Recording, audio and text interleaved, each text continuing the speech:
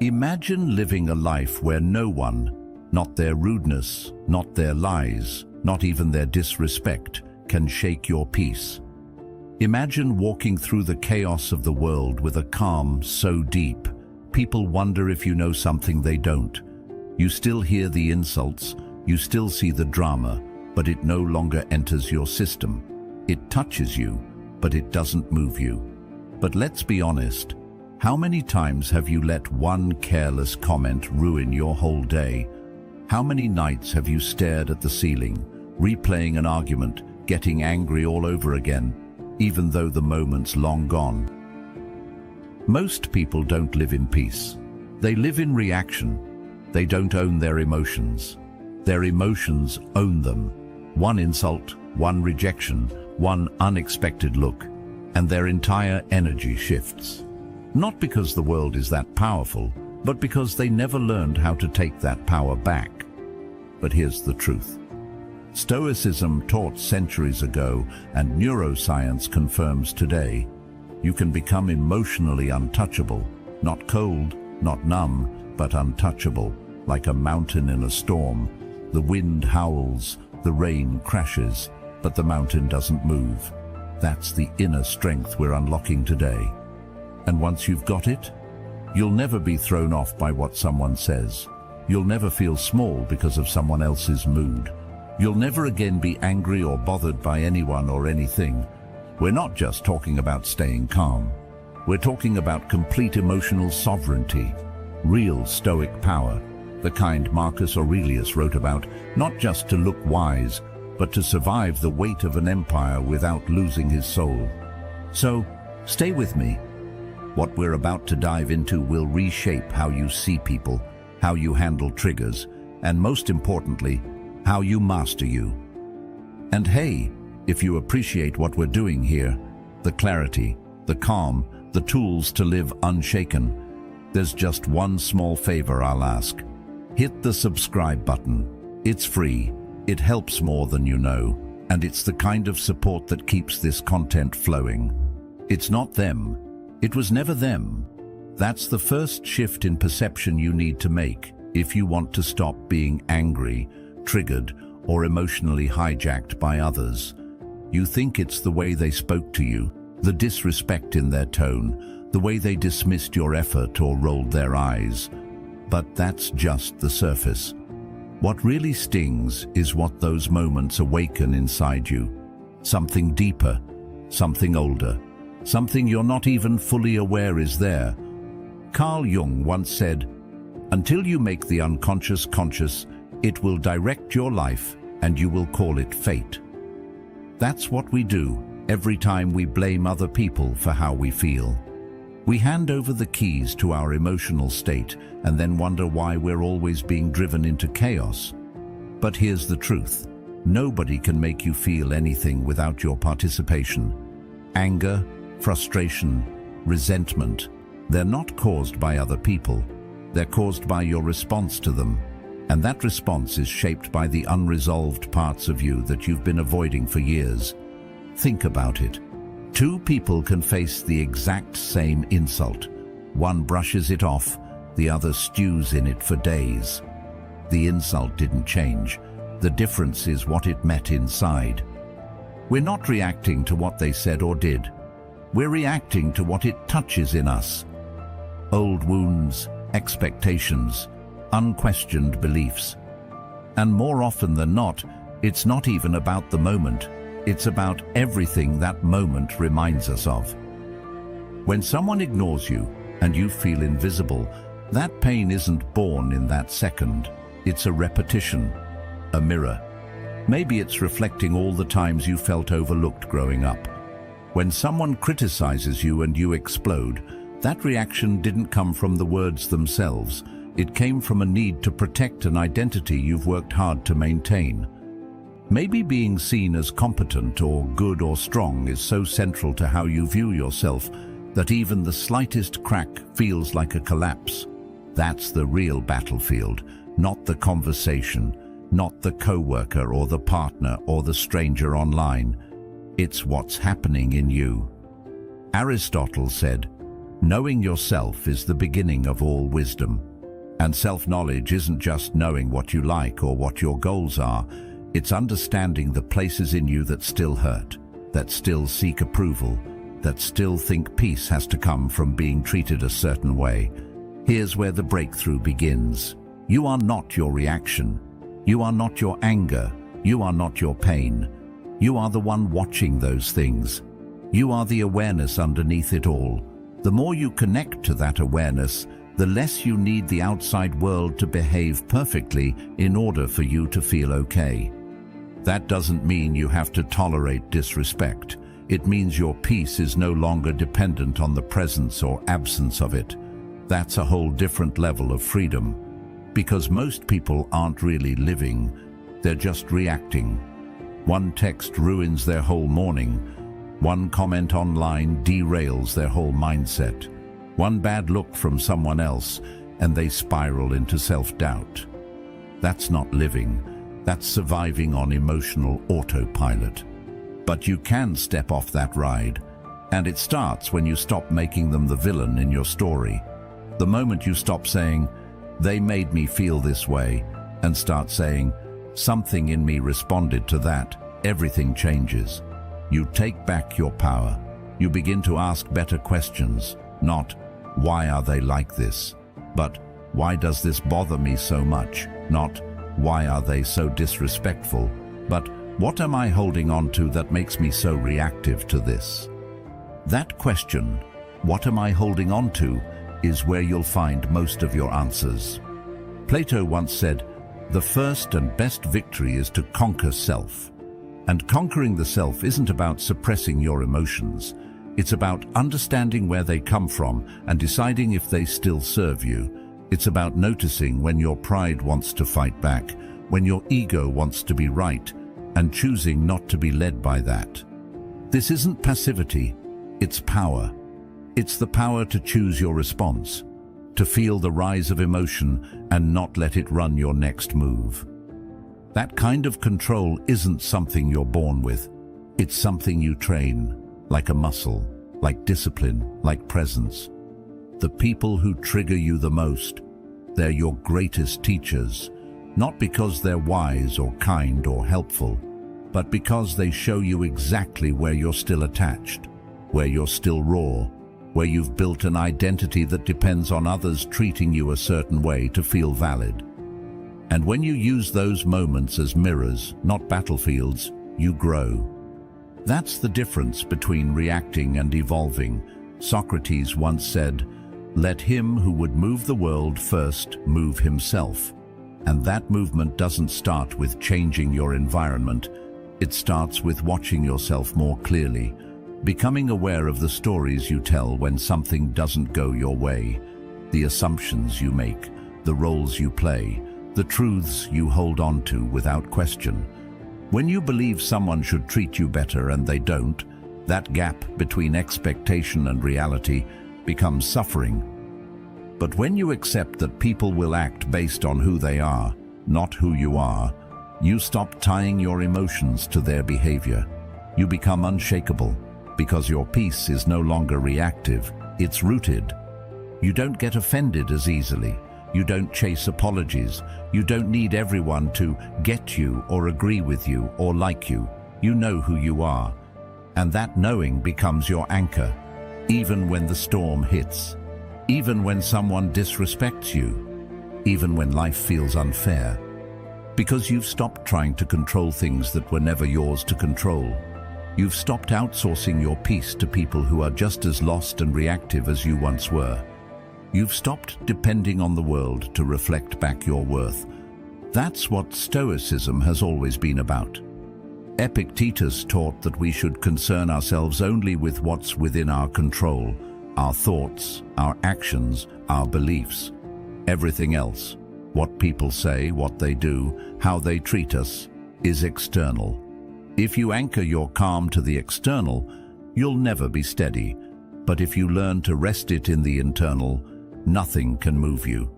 That's the invitation, to move through life with grace, not because life is gentle, but because you are grounded, to face criticism, rejection, misunderstanding, and remain clear. Not numb, not shut down, but strong, centered, awake. The next time someone tries to provoke you, let it pass through. Don't deny the reaction, just don't identify with it. See it rise, watch it fall. Let it be what it is, a ripple, not a wave. And if it still gets to you, if the sting lingers, if the thoughts come back later, good. That's not failure, that's the doorway. That's where you walk through and say, here's where I still need to do the work. Because the goal isn't to become emotionless. The goal is to become emotionally free, not controlled by impulses, not ruled by pride, but aware, intentional, unbothered, not because you avoid life, but because you face it so deeply, it no longer scares you. And when you live from that place, people notice. They may not say it out loud, but they feel it. The steadiness, the calm, the energy that says, you can bring me chaos, but you won't pull me into it. That's not arrogance, that's mastery. And if you've made it this far, there's a reason. Some part of you knows it's time to stop giving your peace away to people who don't even know what they're doing. Some part of you knows that your calm is too precious to keep handing out in exchange for approval, validation, or control. You weren't born knowing how to react to rejection. You didn't arrive in this world with a detailed manual that said, when someone disrespects you, flare up. When they ignore you, crumble. When they criticize you, defend your pride at all costs. Those reactions, the quick anger, the defensiveness, the need to prove something, those were learned, passed down, absorbed, like secondhand smoke. You didn't write the script, you just started playing the part. That's what makes this so powerful to realize. Most of what you think is you, your temperament, your triggers, the way you react under pressure, isn't actually you. It's conditioning. It's habit. It's a script that started writing itself long before you were aware it was even happening. Somewhere along the way, maybe someone taught you, directly or indirectly, that being ignored means you don't matter. That being challenged means you have to fight. That being wrong means you're not enough. These beliefs are like hidden code running quietly in the background of your life. And until you bring them into the light, they'll keep directing your reactions without your permission. Carl Jung said it best. Until you make the unconscious conscious, it will direct your life and you will call it fate. That means every emotional outburst, every sudden shutdown, every time you overthink something someone said, that's not fate, that's not your personality, that's programming, and programming can be rewritten. But you can't change a script you're not aware you're acting out. So the work begins by becoming the observer, not the actor. You notice, you pause, you step back just far enough to ask, what part of me is speaking right now? That question, when asked sincerely, opens the door to everything. Because the moment you feel triggered, the moment something or someone lights a fire in you, it's easy to believe that fire is righteous, that it's justified. But strong emotion doesn't always mean truth. Often it just means the script got activated. And when you keep playing out the same emotional loops over and over, with different people and different situations, you start to notice something strange. The actors keep changing. But the storyline? It's always the same. That's the giveaway. It's never really about them. It's about what they awaken. And most people never take the time to trace the fire back to the spark. They don't question the reaction. They just assume it's valid because it feels real. But intensity doesn't equal accuracy. Just because you feel it deeply doesn't mean it's rooted in clarity. And when you start to unpack those reactions, what you'll often find underneath isn't strength, it's fear. Fear of being seen a certain way, fear of not being heard, fear of not being enough. The script says, if I'm criticized, I must defend. But what if you didn't? What if you simply listened, filtered, and chose your response, not from fear, but from presence? That's authorship. That's what it means to take the pen back. It doesn't mean you never feel anger or sadness or discomfort again. It means you're no longer reacting from an unconscious place. You're responding with awareness. That space between trigger and reaction, that's where your freedom lives. Viktor Frankl, a man who survived unspeakable trauma, said it like this: "Between stimulus and response, there is a space. In that space is our power to choose our response. In our response lies our growth and our freedom." Think about how different life feels when you stop reacting from the old script. Someone interrupts you, and instead of jumping to reclaim your voice, you observe. You breathe. You respond calmly, or maybe not at all. Not because you're weak, but because you've realized not every moment deserves your energy. You've stopped auditioning for people who don't hold the power to validate you. That shift isn't subtle, it's transformational. It's the moment you move from being emotionally controlled to emotionally in control. Not controlled as in robotic, controlled as in present, conscious, grounded. When you no longer need to prove or win or be right just to feel secure, you've won something much deeper than any argument could offer. And you begin to notice the scripts that once controlled you lose their grip. The need for approval fades. The fear of being misunderstood softens. The urge to match someone else's aggression with your own dissolves. You realize you don't have to mirror the chaos around you. You can be the calm that reminds people there's another way to live. Plato once said, "The first and greatest victory is to conquer yourself." He wasn't talking about domination. He was talking about discipline, self-awareness, the quiet strength of someone who knows their worth and doesn't need to scream it at the world. Because when you're still running an old script, it's not just your emotions that suffer, it's your relationships, your peace, your potential. How many doors have you closed because you reacted too quickly? How many connections have you damaged because the old story said, "If they don't respect me immediately, cut them off"? That story might have protected you once, but now it's probably keeping you small. Taking authorship of your reactions means you're no longer a puppet of past pain. You start recognizing the patterns. You feel the heat rising, and instead of acting on it, you sit with it. You ask yourself, what would my higher self do here? And then you do that, even if it's hard, especially if it's hard. Socrates once said, "The unexamined life is not worth living." And if that feels too heavy, let's flip it. The examined life is where you find your peace. That's where you begin to experience something rare in this world. Sovereignty over your inner world. That's not something someone gives you. That's something you claim. And yes, it takes work. Yes, it's uncomfortable at times. Watching yourself isn't always fun, but neither is staying stuck in patterns that keep you reactive, restless, and resentful. When you stop reacting from the script, you start writing something new. You stop being the echo of every harsh word you've ever heard. You stop playing out roles written by fear, ego, or childhood defense mechanisms. You start living from choice. And people around you will feel the difference. They'll notice you don't flinch the way you used to, that you're not baited by sarcasm or passive aggression, that you don't need to win every interaction.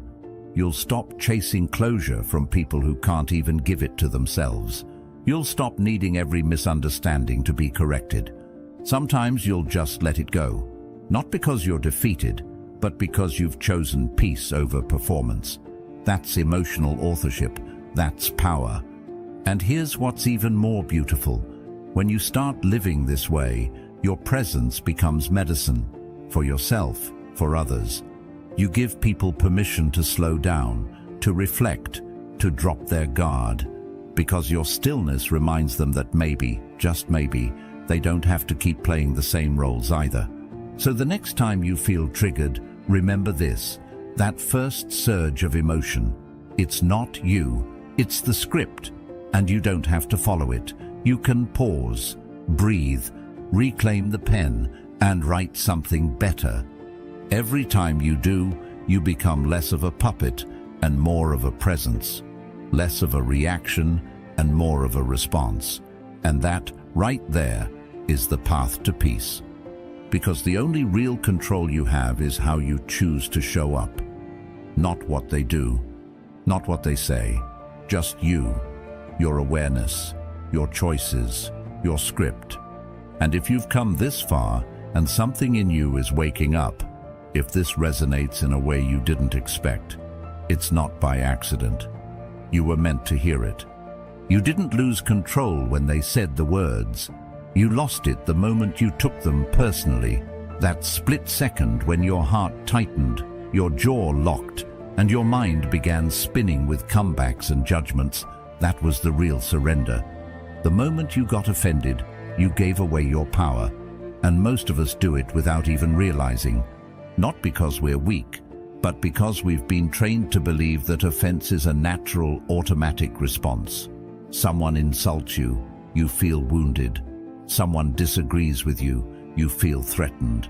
Someone misunderstands you, and suddenly you feel invisible. But what if that pain, that sting, that emotional drop wasn't something that happened to you, but something you allowed? We live in a world where offense is currency. It's how people bond, how they gain attention, how they define themselves, by what makes them angry. But when everything offends you, you're no longer responding to reality. You're reacting to a fragile self-image, one that requires constant protection and reinforcement. And that's exhausting. Aristotle once said, "Anybody can become angry, that is easy. But to be angry with the right person, to the right degree, at the right time, for the right purpose, and in the right way, is not within everybody's power." He was pointing to something most people overlook. Real emotional power isn't found in reaction. It's found in restraint, in discernment, in choosing what deserves your energy. Because here's the thing, offense is not objective. What hurts you might not even register for someone else. It's not the event, it's your interpretation. It's the story your mind tells the second something uncomfortable happens. They're disrespecting me. They don't value me. They're trying to hurt me.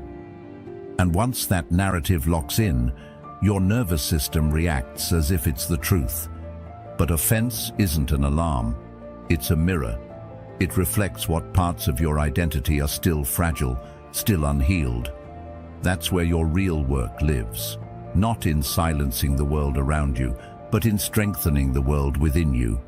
Because when your sense of worth depends on everyone treating you perfectly, you're always at risk. One sharp word, one misstep, and your peace disappears. What makes someone truly unbothered isn't numbness, it's clarity. It's knowing that your value doesn't rise or fall based on someone else's opinion. It's knowing that you don't need everyone to understand you. You don't need every comment to be kind. You don't even need to be agreed with. What you need is to stop volunteering your power to people who haven't earned it. That power isn't something they take, it's something you give.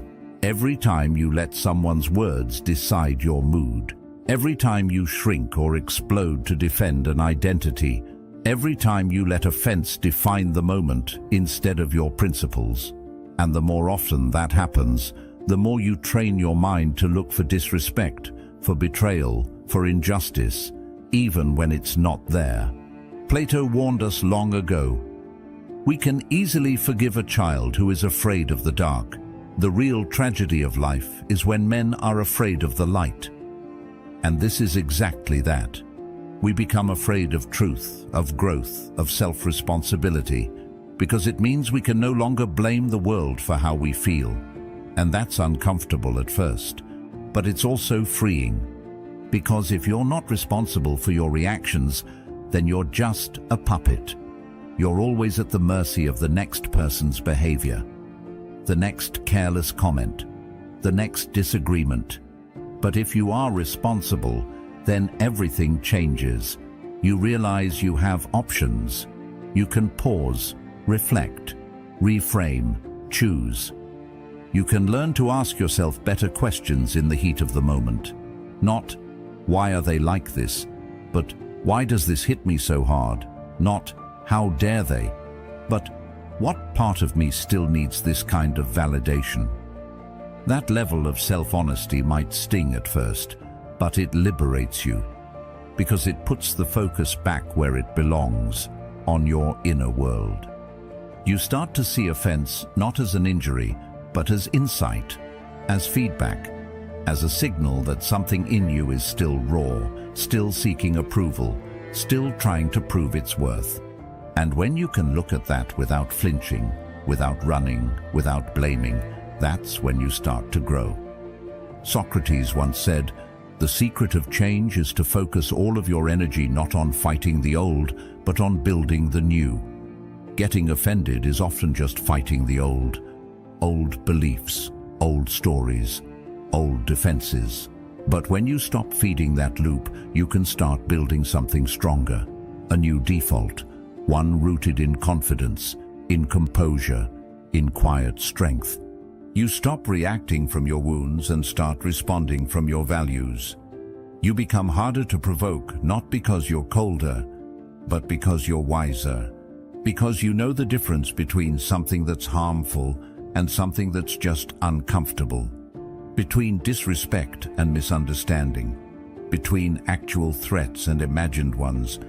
The moment you realize you don't have to respond to every challenge is the moment you step into a deeper kind of freedom. And that freedom isn't about letting people walk all over you. It's about refusing to let them walk inside your mind without permission. Let's say someone insults you. You hear it, you feel it, but you don't react. You don't internalize it. You watch it like a passing car. It's there. You see it, but it doesn't hit you. That's not detachment. That's self-respect. You respect yourself enough not to let a few careless words rewrite your self-image. And when you operate from that place, your energy changes. You stop needing to prove yourself in every interaction. You stop getting sucked into pointless arguments. You stop throwing away your peace like it's cheap. And people feel it. They may not say it, but they sense the difference. That groundedness, that emotional weight, that quiet command that says, I'm not here to be triggered, I'm here to be free. Freedom, in this sense, isn't just about time or money or lifestyle. It's emotional sovereignty. It's knowing that you are the one in charge of how you feel, not the world, not the crowd, not the algorithm, not the stranger in the comments. You. And yes, it's hard sometimes, especially when the insult feels personal, when it echoes something you already feared was true. That's when offense feels most justified. But it's also when the opportunity for growth is greatest, because it invites you to look inside and ask, is this something I believe about myself? If it is, work on it. If it's not, let it go. Either way, you win. Carl Jung said, everything that irritates us about others can lead us to an understanding of ourselves. That quote alone could change your life if you take it seriously, because it shifts the whole focus from blame to clarity, from defensiveness to depth, from being a victim of every interaction to becoming the master of your inner experience. That doesn't mean you won't feel things. You will. You're human. But feeling something doesn't mean you have to act on it. And that's where power lives, in the space between the feeling and the action, in the choice to breathe instead of lash out, to listen instead of argue, to let the moment pass without turning it into a storm. So the next time you feel the sting of offense rising, remember, this is a fork in the road. You can give your power away or you can keep it. You can replay the insult in your head all night, or you can see it for what it is, a passing thought from someone who may not even understand themselves. Because in the end, what offends you reveals more about you than it does about them. It points to the edges of your ego, the cracks in your confidence, the places you're still not fully at peace with who you are. And when you heal those places, the world stops being so loud, so hostile, so threatening. You start to move differently, speak differently, think differently. You don't walk into every room trying to protect yourself. You walk in already whole. It's about knowing you don't need to be offended to stand strong. And when you finally stop giving it away, that power becomes yours again, fully, quietly, permanently. When someone lashes out, mocks you, or treats you coldly for no clear reason, your first instinct might be to take it personally, to believe it's an attack, to feel like you did something wrong or that you're somehow not enough. That's how we've been trained to think. If they're upset, it must be about us. If they're distant, we must have failed. But the truth, the deeper truth, is this: they're not attacking you. They're bleeding on you. That anger, that sarcasm, that sharp look, it's not a weapon aimed at your identity. It's a symptom of something unhealed in them. Pain has a way of leaking out. Sometimes it erupts, sometimes it festers silently, but it always shows up somewhere, and often it lands on the people closest by. You just happen to be standing there when it spilled over. Carl Jung once said, "Knowing your own darkness is the best method for dealing with the darkness of other people." What he meant is this: the more you understand your own wounds, your own emotional history, the easier it becomes to see that others aren't trying to hurt you. They're trying to survive themselves. And sometimes survival looks like silence. Sometimes it looks like control. Sometimes it looks like cruelty. But in almost every case, it's just pain in disguise. Think about how you behave when you're hurting. Do you always communicate clearly? Are you always patient, open and kind when you're overwhelmed, scared or grieving something privately? Probably not. That's not because you're a bad person. It's because pain narrows the mind. It turns the heart inward. It shuts down empathy. And that's what happens to others too. But here's where most people get stuck. They think recognizing someone else's pain means excusing their behavior. It doesn't. You can still set boundaries. You can still say, "This isn't okay." But you say it with clarity, not with confusion. You say it without tying their pain to your worth.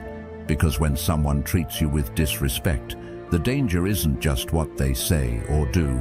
It's what your mind makes of it. The interpretation, the story that forms. They ignored me, so I must not be valuable. They yelled at me, so maybe I deserved it. These quiet conclusions are where the real damage lives. But when you remember that their behavior is about them, not you, something changes. You stop absorbing the energy. You stop replaying the moment on a loop.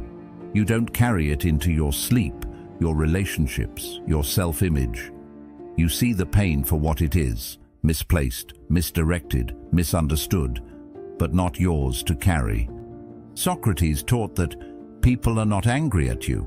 They are angry at themselves for not being able to manage you. That's a humbling thought. What seems like an attack is often a reaction to their own lack of control, their own inner chaos. Your calm, your confidence, your silence, it reminds them of what they haven't resolved. And sometimes that's enough to trigger them.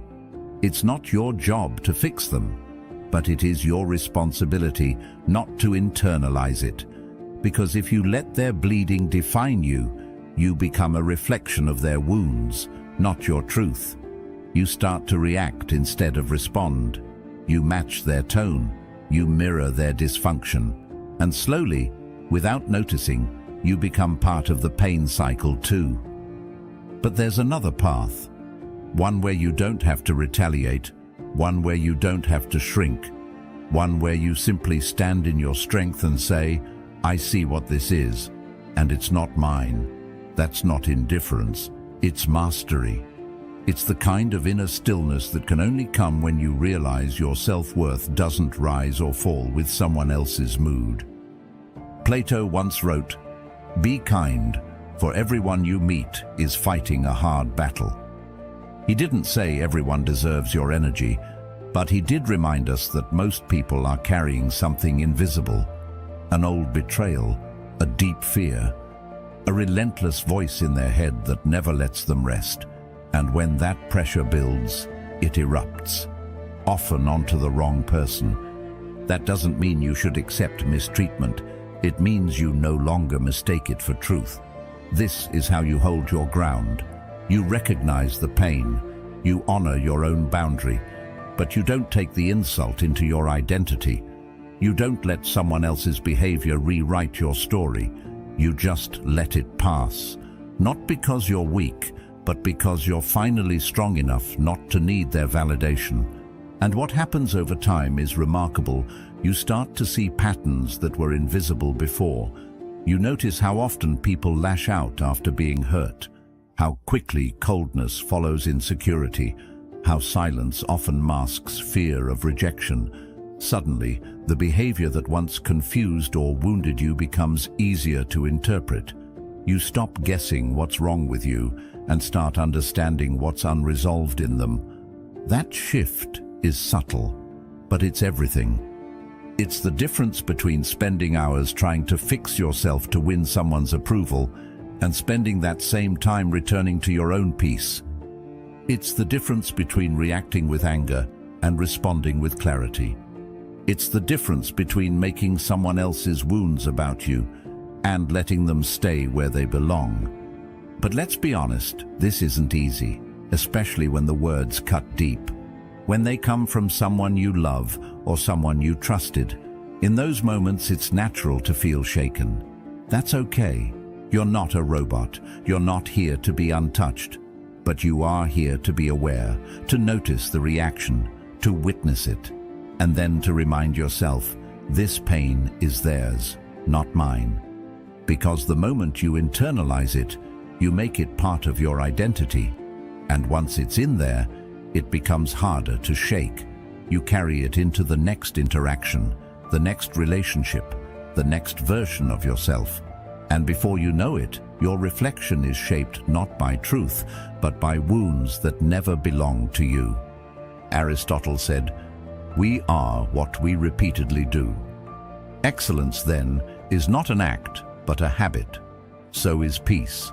So is presence. So is emotional freedom. It's not a one-time epiphany. It's a daily choice. To return to your center, to see things clearly, to feel the pain without becoming it. The next time someone is sharp with you, try this. Pause. Take one breath, then say silently, "This is their storm, not mine." You don't need to fix it. You don't need to understand it. You just need to know that it's not a reflection of you. And if that helps even once, if it saves your peace for one day, then it's worth it. Because the people who bleed on you, they may never know the impact of their words, but you do. And that awareness gives you something rare, the ability to stop the cycle, to end the transfer of pain, to feel what's happening around you without letting it redefine what's happening within you. So when the world gets loud and the comments get sharp and the people around you forget their own worth and try to project it onto you, stay rooted, not defensive, not dismissive, just steady. No one tells you this when you're young, but the deepest emotional pain you'll feel in life often won't come from what people do. It'll come from what you expected them to do, and they didn't.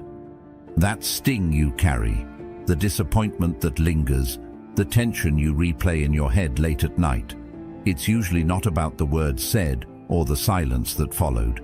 It's about the invisible contract you were holding on to, the one that said, if I'm kind, they'll respect me. If I show up, they'll value me. If I'm honest, they'll never hurt me. But no one signed that contract except you. And when life doesn't follow your script, it feels like betrayal. But it's not betrayal. It's life being life. It's people being human. And it's you slowly learning that your expectations were never guarantees. They were silent demands that the world didn't agree to. Aristotle once said, "Hope is a waking dream." But unexamined expectations? They're more like sleeping traps. You walk into them blindly, thinking the world owes you something, thinking people will love you the way you love them, thinking fairness is a rule, not a hope. And when those expectations collapse, it doesn't just hurt, it breaks a version of reality you thought was secure. We don't often realize it, but most of our emotional suffering is self-authored, not consciously, not with malice, but through the quiet, constant creation of inner contracts. With our friends, our partners, our family, even with strangers. We walk through life believing, if I do this, I should get that. But life doesn't work like a vending machine. You don't insert kindness and always get appreciation. You don't give your best and automatically receive fairness. People don't play by rules they never knew they were part of. And that's where the pain comes from. When someone forgets to acknowledge your effort, it cuts. Not because of the act itself, but because of what you expected in return. When you open up to someone and they pull away, it burns. Not because sharing was wrong, but because you assumed they'd hold space for you. We don't just get hurt by what happens, we get hurt by what we thought should happen instead. Carl Jung said, "The most terrifying thing is to accept oneself completely." But I'd add that the most freeing thing might be to accept others as they are too. Not as we hoped they'd be, not as we assumed they'd act, but as they actually show up. Because when you stop expecting people to behave like versions of themselves you created in your mind, you finally let reality breathe. And with that breath comes peace. This doesn't mean giving up on standards. It doesn't mean settling or tolerating harm. It means learning the difference between a value and an expectation. A value is how you choose to live. An expectation is how you believe others should live in response. One gives you power. The other slowly drains it. Plato once said, "Wise men speak because they have something to say, fools because they have to say something." In a similar way, wise people give because it's who they are, not because they're trying to force an outcome. When you remove the hidden strings from your actions, you start doing things from love, not leverage. That's rare, and that's powerful. Think of how often you've felt let down by someone who didn't even know they were on a stage, reading from a script you wrote in your head. You thought, they should know better, they should have said something, they should have shown up. But maybe they weren't trying to hurt you. Maybe they were just being themselves, imperfect, unaware, or operating from their own unspoken scripts. And maybe the real pain wasn't from what they did, but from what you expected them to do and never questioned until it was too late. Socrates reminded us, the only true wisdom is in knowing you know nothing. That includes knowing how someone should respond or what someone should feel. The truth is, we barely understand ourselves fully. So expecting others to meet us exactly where we think they should, at the exact emotional level we hoped for, that's setting yourself up to suffer. What if you started giving without needing something in return? What if you loved people for who they are, not who you hope they'll become? What if you let kindness be your baseline, not your bargaining chip? That's not weakness, that's emotional freedom. Because the moment you let go of the emotional contracts, those silent agreements where you believed your effort should guarantee you something, you start seeing people and situations more clearly. You respond based on values, not resentments. You stop punishing people for failing to fulfill roles they never auditioned for. It's not easy at first. The ego loves to keep score. I did this. Why didn't they do that? But the soul doesn't play that game. The soul gives. The soul forgives. The soul moves on, not to avoid pain, but because it knows clinging to invisible contracts only leads to bitterness. And that bitterness, it's like drinking poison and waiting for someone else to feel it. Let it go. Write a new kind of contract, one that only involves you. One that says, I will speak honestly. I will show up fully. I will act with integrity. Not because I expect a return, but because that's who I've chosen to be. That's where real strength begins. That's where you stop being controlled by disappointment. Because disappointment doesn't come from others. It comes from your story about them. Carl Jung also said, everything that irritates us about others can lead us to an understanding of ourselves. And what irritates us most? When people don't act how we imagined. When reality doesn't match the emotional contract we were secretly holding. But instead of using that as fuel for frustration, use it as fuel for growth. Ask, what was I expecting? Why did I expect that? Was that fair? Sometimes it's not about lowering your expectations. It's about letting go of the hidden ones, the ones you never voiced, the ones you didn't even know were running the show. Once those are gone, something beautiful takes their place. Gratitude. You start to appreciate people for what they do bring, not just what they don't. You begin to see life not as something that owes you a return on every investment, but as something rich in unpredictability. And oddly enough, when you stop expecting so much from others, they often show up more sincerely, because there's no pressure, no scorekeeping, no silent weight they can feel but can't understand. You're just free. And if you've ever wondered why life feels so heavy sometimes, it's not always because of what's happening. It's often because of what you expected to happen and now have to let go of. Most of the pain you carry isn't from what the world does to you. It's from who you think you have to be in it. The person you believe you are, or more accurately, the person you think you're supposed to be, is often the very reason you feel offended, rejected, or overwhelmed. That identity, the image you've been shaping and protecting for years, isn't just how you see yourself. It's a contract your ego wrote behind your back, full of terms that you never consciously agreed to, yet follow every single day. It says things like, if I'm smart, I can't be wrong. If I'm kind, people must treat me gently. If I'm successful, everyone should respect me.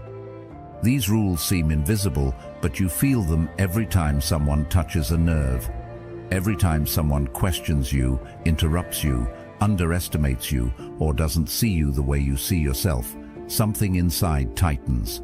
And it's not just discomfort, it's fear. Fear that this identity you've built is being challenged. And if that identity breaks, you're left wondering what's underneath. Plato once said, the first and best victory is to conquer self. But how do you conquer something you don't fully understand? Most people don't realize that the image they're defending isn't who they truly are.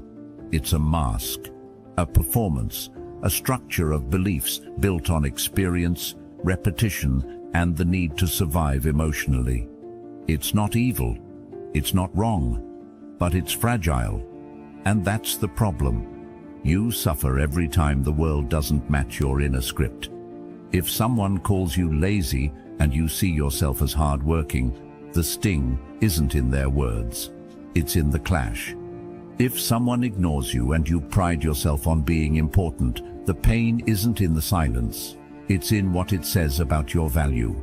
Your identity resists anything that contradicts its narrative, and when it resists, it creates conflict, inside first, then outside.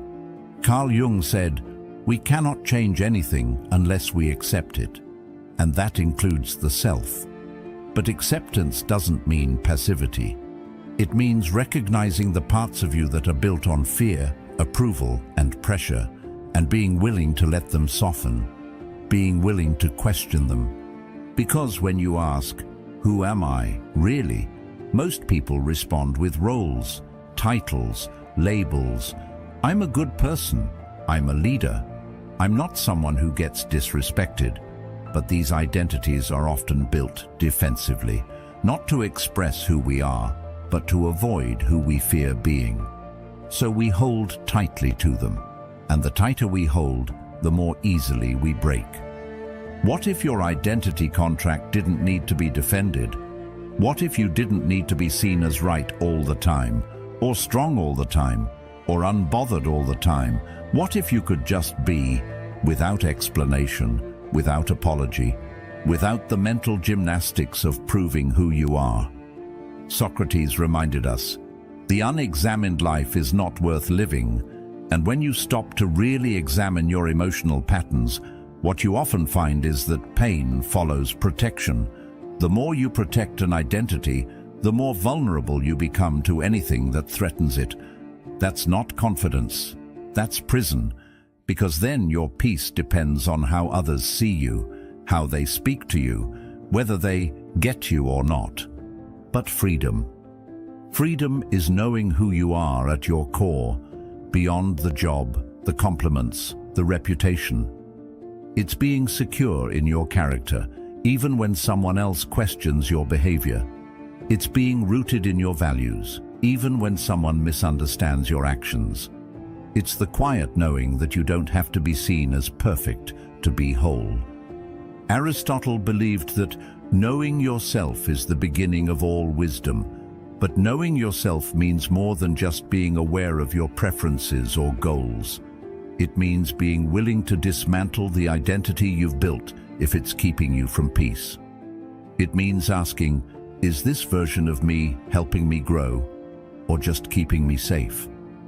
Safe from judgment, safe from rejection, safe from ever having to admit you're still learning, still evolving, still unfinished. And when you let go of the identity contract, something surprising happens. You become less reactive.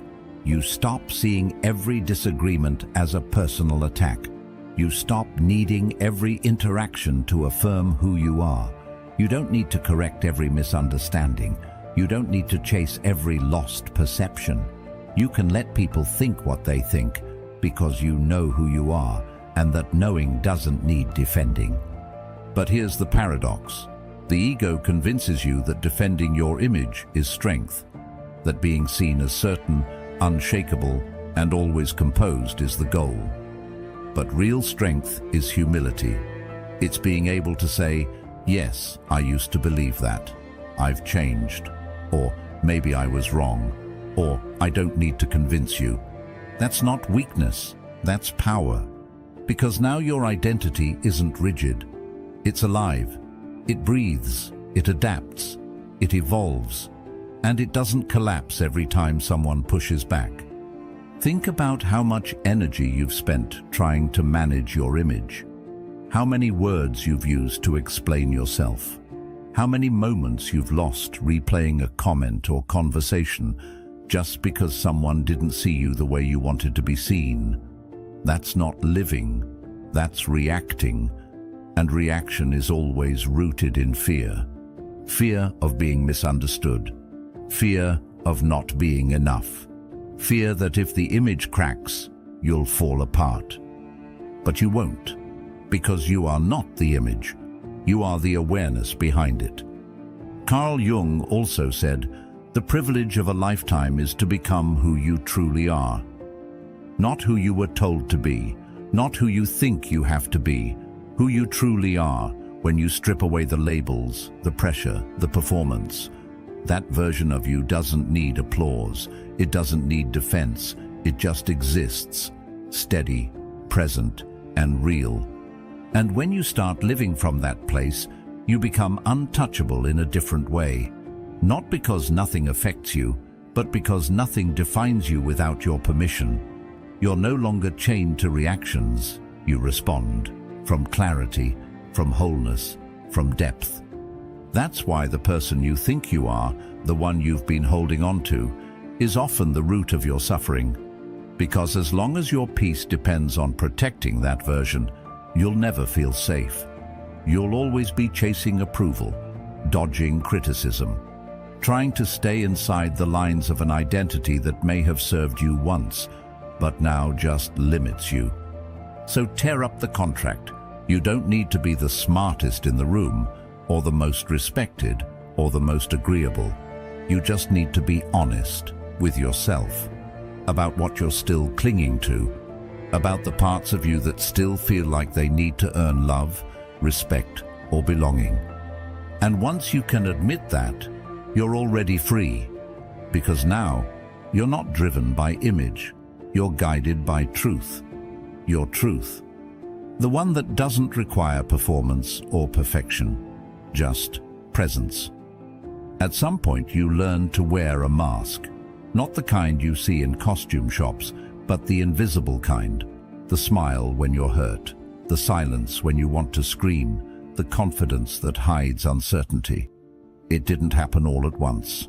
Maybe you started shrinking your truth in a relationship to keep the peace. Maybe you held back your pain to avoid being seen as dramatic.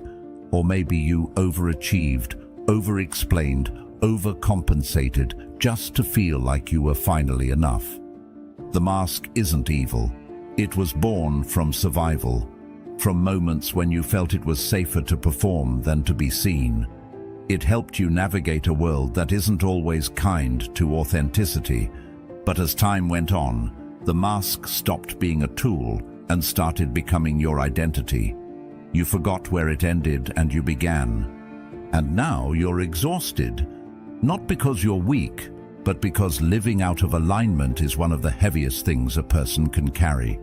Every interaction becomes a calculation, every conversation a performance. Every room you walk into feels like a stage where you have to measure your words, tone down your opinions, or play the part others expect of you.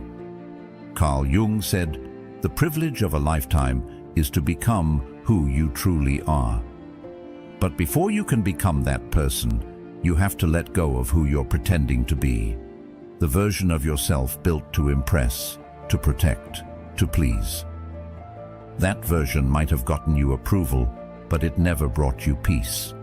It might have kept you liked, but it didn't make you feel loved, not really, because you always knew deep down they weren't loving you, just the mask. And that's where the suffering begins.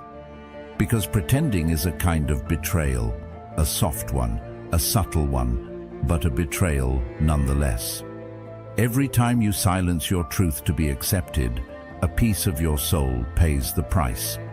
Every time you laugh at something that hurts you, downplay your needs, or act unaffected when you're actually falling apart, the gap between who you are and who you present widens. Socrates once said, "To know thyself is the beginning of wisdom." But knowing yourself requires looking at the parts you've hidden, not just from others, but from yourself. It means asking the hard questions. Who am I when no one is watching? What do I believe when I stop trying to be agreeable? What do I actually want, not just what's expected? The answers might shake you. They might unravel the persona you've spent years building. But what's waiting on the other side is something infinitely more real and more peaceful. Because when you burn the mask, you stop negotiating for belonging. You stop earning your worth through performance. You stop being afraid of being misunderstood because you finally understand yourself. Aristotle said, "Happiness belongs to the self-sufficient." And self-sufficiency isn't just about material independence. It's about emotional sovereignty. It's the ability to show up as you are, unapologetically, and let the world respond however it will. Some people will draw closer, some will walk away. But either way, you're finally being seen, not for the role, not for the reputation, but for the soul beneath it all. There's a kind of freedom that only comes when you stop protecting the mask. It's not loud, it's not dramatic, it's quiet and steady. It looks like speaking honestly, even when your voice trembles. It looks like choosing peace over perfection. It looks like no longer needing to prove your value in every room you walk into. And no, it doesn't mean you abandon growth. It means you grow from truth, not pressure. It means you develop, not to become worthy, but because you already are. You're not chasing wholeness anymore. You're coming back to it. People will feel the difference. When you live without a mask, your presence becomes magnetic. Not because you're trying to be impressive, but because you're real. Because people can sense when someone is grounded in their truth.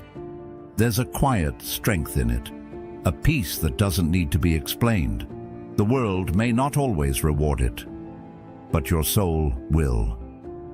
Carl Jung also reminded us the most terrifying thing is to accept oneself completely. But if you can do that, if you can look at your fears, flaws, and desires without turning away, you'll stop needing the mask. Because now you're not hiding from others. You're no longer hiding from yourself. Most people walk through life hoping it'll be smooth, calm, predictable. They say things like, "I just want peace," or "I can't handle another problem right now," as if life is supposed to wait until they feel ready. But life doesn't ask for your permission. Chaos doesn't knock before it enters. The question is never if it'll arrive. It's how you'll handle it when it does. That's the difference between being reactive and being ready. Emotional resilience isn't built in peaceful moments. It's built before the storm, in silence, through something the Stoics called premeditatio malorum, the premeditation of evils. The idea was simple but powerful. Visualize what could go wrong before it does, so you're not blindsided by it. Not to create fear, not to attract suffering, but to rehearse your response, to train your mind for impact before impact hits. Most people don't do this. They walk around with unspoken assumptions. Today will go well, people will be respectful, nothing will go wrong. So when someone's rude, when a plan falls apart, when emotions run high, they collapse. Not because the situation was unbearable, but because they never mentally prepared for it. And what you don't prepare for will own you. Imagine starting your day with just 2 minutes of premeditation. You pause and think, today I might be ignored. Someone might disappoint me. I might feel triggered. And then you mentally walk through those scenarios, not with panic, but with calm. You see the person rolling their eyes. You feel the tension rise. And instead of reacting, you breathe. You choose silence. You picture yourself grounded. What you're doing in that moment is building muscle. Not physical muscle, but emotional muscle. And like all muscle, it only grows through resistance. The Stoics weren't pessimists. They weren't obsessed with pain. They were wise enough to know that the best way to stay calm is to expect the heat and rehearse staying cool inside it. Aristotle said, "We become just by doing just acts, temperate by doing temperate acts, brave by doing brave acts." But how do you start acting brave if you've never practiced it in your mind? The brain doesn't know the difference between imagination and reality. Athletes use mental rehearsal, so do performers, soldiers, surgeons. Why not you? When you rehearse chaos before it finds you, you shift from being emotionally fragile to emotionally prepared. You no longer rely on circumstances to keep you balanced. You rely on training. And that training is simple. Visualize the hard thing, and visualize yourself moving through it with grace. Think about how powerful that is. Someone interrupts you in a meeting. In the past, your heart would have jumped, your pride would have snapped back. But now, you've seen this before, in your mind. You've trained for this, so you pause, you breathe, you let the moment pass without letting it control you. That pause, that's the product of rehearsal. Carl Jung said, "Until you make the unconscious conscious, it will direct your life, and you will call it fate." Mental premeditation is how you make the unconscious conscious. You shine light on the situations that usually trigger you and say, "I see you coming." And because you've already practiced your peace, you don't have to build it in the middle of the storm. This isn't about becoming paranoid, it's about becoming prepared. Life will bring discomfort. That's not a flaw in the system, it's part of the design. People will misunderstand you. Delays will happen. People you love will disappoint you. If you expect smoothness, every bump feels like an attack. But if you've rehearsed the bumps, you glide over them, not because they don't hurt, but because they don't surprise you. Socrates once said, "The secret of change is to focus all of your energy not on fighting the old, but on building the new." Rehearsing chaos isn't about obsessing over the past. It's about building new wiring in your mind, so when tension comes, you don't default to panic or blame. You default to stillness. You become like a ship that doesn't sink when the waves hit. Not because it never encountered a storm, but because it was built for it. That's what you're doing every time you mentally walk through a difficult moment and train your reaction. Not to be perfect, but to be present. Not to control the world, but to stay in control of yourself. And here's what happens when you live this way. The world stops feeling so threatening, not because it changes, but because you change. You stop fearing people's opinions because you've already rehearsed not needing them. You stop dreading tough conversations because you've already imagined staying grounded through them. You stop reacting to every inconvenience like it's personal because you've trained your mind to see it as a test, not an attack. Peace is a practice. Strength is a rehearsal. You don't become calm by accident. You become calm by choice, made over and over again in your thoughts before the moment arrives. So start small. Each morning ask yourself, what could challenge me today? Who might frustrate me? What could go wrong? And then see yourself responding, not with anger or fear, but with awareness. Breathe into it. Don't run from the scenario. Meet it with your mind. That's your mental gym. That's where resilience is born. It's not the pain that breaks you. It's the fact that you didn't see it coming. The betrayal, the silence, the shift in someone's energy.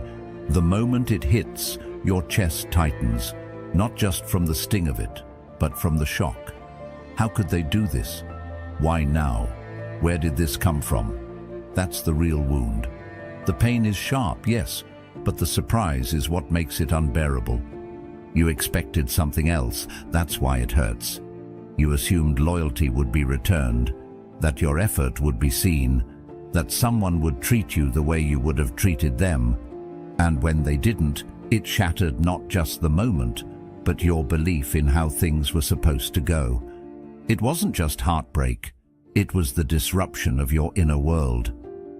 We don't suffer most from injury, we suffer from disorientation.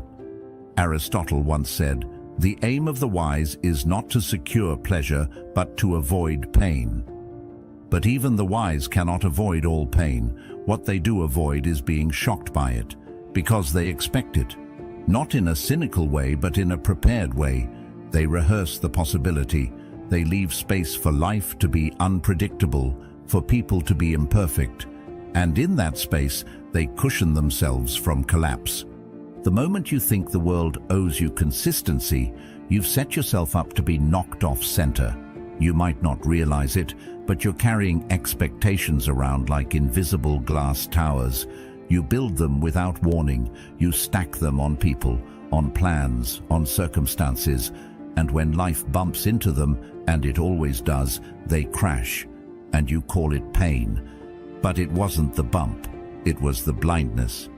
You didn't think it could happen, that they could change, that life could turn left so quickly, and so you crumble. Not because you're weak, but because surprise feels like betrayal. And betrayal, even when unintentional, shakes the foundation. Carl Jung said, "What you resist persists." And we resist acknowledging that people are unpredictable, that outcomes can shift, that tomorrow is not promised. So we cling to how we think things should unfold. And when they don't, we interpret the change as suffering. But what if you stopped expecting smoothness? What if instead you built your internal world with enough flexibility to absorb the impact? That doesn't mean living in fear.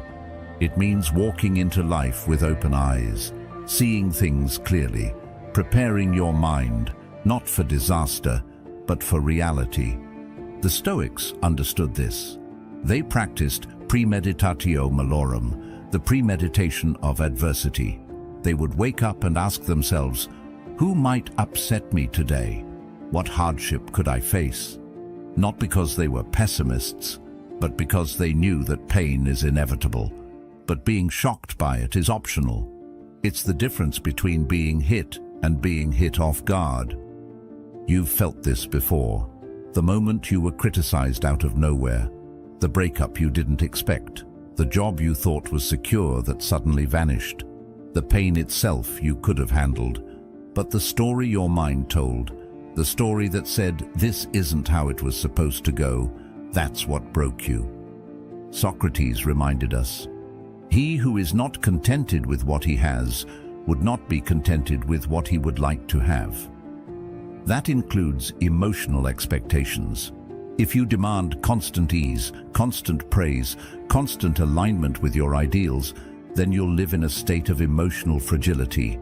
Every deviation becomes devastation.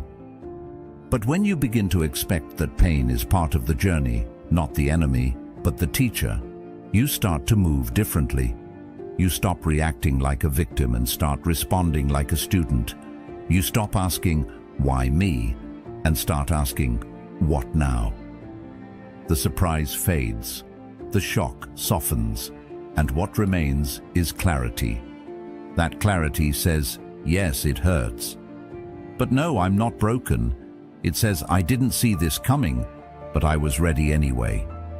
That's a powerful place to live from. It's not about anticipating every event. You can't. Life will always hold surprises, but it is about shifting your relationship to those surprises. Learning not to build your identity around what you expect, but around how you adapt. When someone lets you down, it doesn't shake your foundation because you never built it on them in the first place. When plans fall through, you adjust because you never believed control was your security.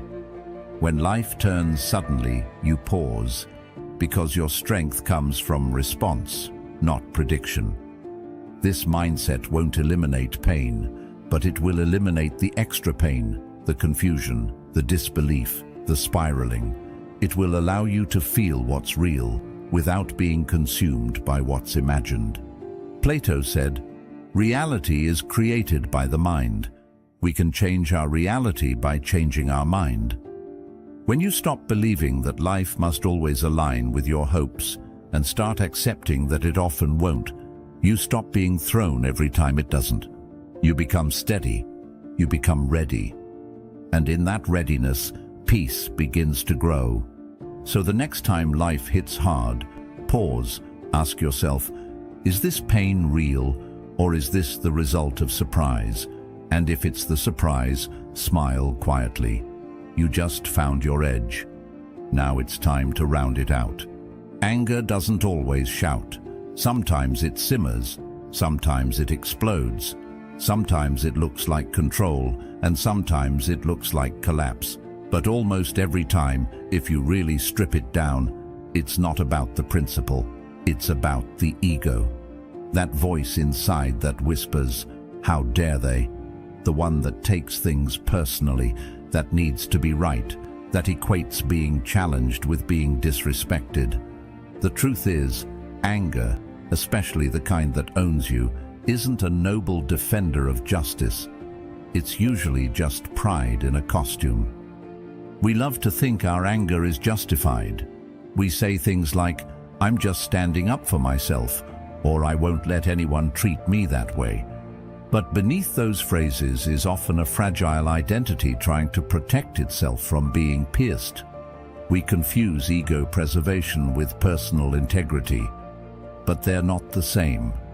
Carl Jung said, Everything that irritates us about others can lead us to an understanding of ourselves. That irritation, that quick rise of emotion, it's a flare. Not from the world, but from within. It signals where we've attached our worth to something external, someone's approval, someone's tone, someone's understanding. And when that external thing shifts, our ego scrambles, it panics, it burns, and that fire becomes our reaction. Anger can feel powerful, it can feel clarifying, even addictive, because it gives you something to hold when things feel out of control. It becomes a mask for deeper emotions you don't want to face: shame, insecurity, fear of not being seen. And so instead of asking, "Why does this hurt?" you say, "They shouldn't have done that." The attention shifts outward. The energy turns defensive. The wound hides.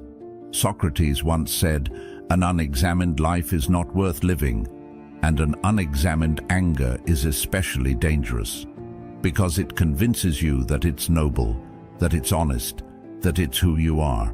But anger, left unexamined, becomes a tool of the ego. It doesn't ask for truth. It demands dominance. It doesn't seek peace. It seeks validation. We've all felt it, that moment when someone interrupts you and your body tightens, when you're criticized and your pride jumps in to defend, when you're misunderstood and you feel the urge to correct, to shout, to prove. But those reactions don't come from clarity.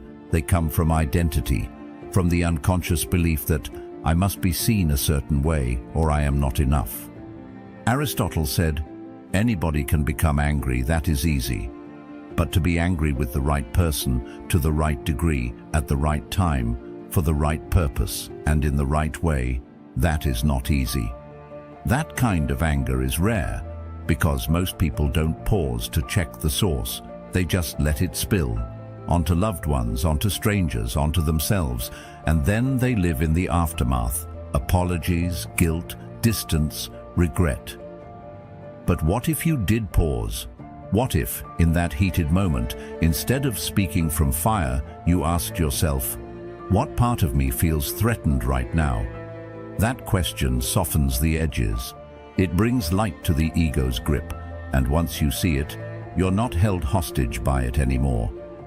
The ego thrives in silence, in your silence. It grows when you don't examine your reactions, when you confuse volume with truth, when you let pride speak louder than presence. But when you bring awareness into the heat, the ego shrinks, not instantly, but steadily. This isn't about becoming emotionless, it's about becoming conscious, so that your anger doesn't destroy what you're trying to protect, so that you stop fighting for your identity and start living from your essence. There's a difference. One is reactive, defensive, exhausting. The other is calm, grounded, free. Plato said, "Wise men speak because they have something to say, fools because they have to say something." When anger rules you, you have to say something. You feel compelled to defend, to prove, to explain. But when you're grounded in truth, you can speak only when it serves peace. You can stay silent not out of weakness, but out of power. And here's the paradox. The less you act from ego, the more people feel your strength. You stop chasing validation and start radiating stability. You stop needing to win arguments and start owning your energy. People feel safer around you, not because you're passive, but because you're not explosive, because your calm is real. So when anger comes, and it will, don't fight it, don't shame it. Just slow it down, peel it back. Ask yourself, what am I protecting right now? What belief about myself feels at risk? And then breathe. Because that breath, that space, that's where you take your power back. You won't always get it right. You'll snap sometimes. That's okay. Growth isn't perfect. But every time you choose reflection over reaction, you rewrite the script. You become less controlled by pride, more anchored in truth. Most people think power is loud. that it looks like dominance, quick words, sharp comebacks, that if you don't speak up immediately, you've lost the moment. But real power, deep, grounded, unshakable power, often looks like stillness. Not because you have nothing to say, but because you're strong enough to wait, because you've realized that silence isn't weakness, it's wisdom. In the space between reaction and response, there's a door. Most people rush right past it. Something gets said, emotions rise, and the mouth opens before the mind catches up. But when you pause, when you say nothing and feel everything, you enter that door. That's where awareness lives. That's where you stop being driven by emotion and start observing it. Carl Jung once said, "Until you make the unconscious conscious, it will direct your life, and you will call it fate." The sacred pause is how you begin making the unconscious conscious. It's how you step outside the automatic programming, the defensiveness, the insecurity, the ego, and ask, what's really going on in me right now? That one breath, that one beat of silence, tells you more than 1,000 words ever could. It shows you where your wounds are, where your triggers live, where your values begin and your pride ends. It reveals whether you're about to speak from clarity or from fear, whether what you're about to say is helpful or just habitual. We live in a culture that idolizes speed, quick replies, instant opinions, but wisdom doesn't rush, truth doesn't shout. And the people who've mastered themselves the most aren't the ones with the best arguments. They're the ones who can hold silence without needing to fill it. Aristotle said, "Knowing yourself is the beginning of all wisdom." But self-knowledge doesn't arrive in the middle of an emotional storm. It comes in the stillness, in the pause, in the choice not to lash out just because something stung. When you feel everything, without reacting to all of it, you gain access to something most people never touch: discernment. You learn the difference between pain and truth, between urgency and importance, between what needs to be said now and what's better left unspoken. Sometimes, the most powerful thing you can do is not defend yourself, not because you're surrendering, but because you no longer need every moment to prove something. You're not building your identity on reactions anymore. You've outgrown that. You'd rather be at peace than be right. You'd rather be aligned than be loud. Socrates reminded us, the greatest way to live with honor in this world is to be what we pretend to be. And most of us pretend to be strong. But strength isn't in dominance. It's in discipline, in the ability to hold your energy, to observe the chaos without becoming it, to stay grounded even when your emotions beg you to speak. This doesn't mean you suppress how you feel. It means you feel more, not less. You feel deeper. Because when you don't rush to react, you finally hear the full message your emotions are trying to send. You realize that the anger is protecting something vulnerable, that the sadness isn't weakness, it's longing, that the anxiety is pointing to where you still seek control, and you can sit with all of it without judgment. This is emotional sovereignty, the ability to respond from awareness rather than react from conditioning.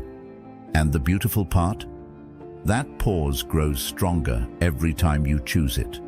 Every moment you decide to wait, to breathe, to feel without responding, you're strengthening a muscle. You're retraining your nervous system. You're becoming a calmer, more powerful version of yourself. One who can weather storms, not because they don't hurt, but because you're no longer swept away by every wave. Plato said, "Wise men speak because they have something to say, fools because they have to say something." The sacred pause gives you time to discover which one you're about to be. And if you wait long enough, if you let the emotion pass through fully, you'll notice something remarkable. What felt like urgency often fades. What felt like injustice often softens. What felt like an emergency often turns out to be just another test of your presence. Saying nothing doesn't mean you do nothing. It means you choose what comes next, rather than letting emotion choose for you. That's real freedom. That's what separates those who are owned by their reactions from those who own their responses. So the next time your emotions rise, pause. Say nothing. Feel everything.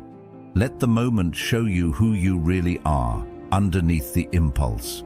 Let it teach you about your patterns, your growth, your inner landscape. Let the silence speak louder than your ego. Because your true power doesn't come from what you say. It comes from what you don't need to say. It's easy to point the finger outward, to say they disrespected you, they triggered you, they made you feel small. The mind does it so quickly, so naturally. Someone rolls their eyes, interrupts you, forgets to include you, and instantly the blame lands outside. But what if the discomfort you feel in those moments doesn't actually come from them? What if the mirror isn't facing outward at all? What if it's turned inward? What if the reflection you're reacting to is your own?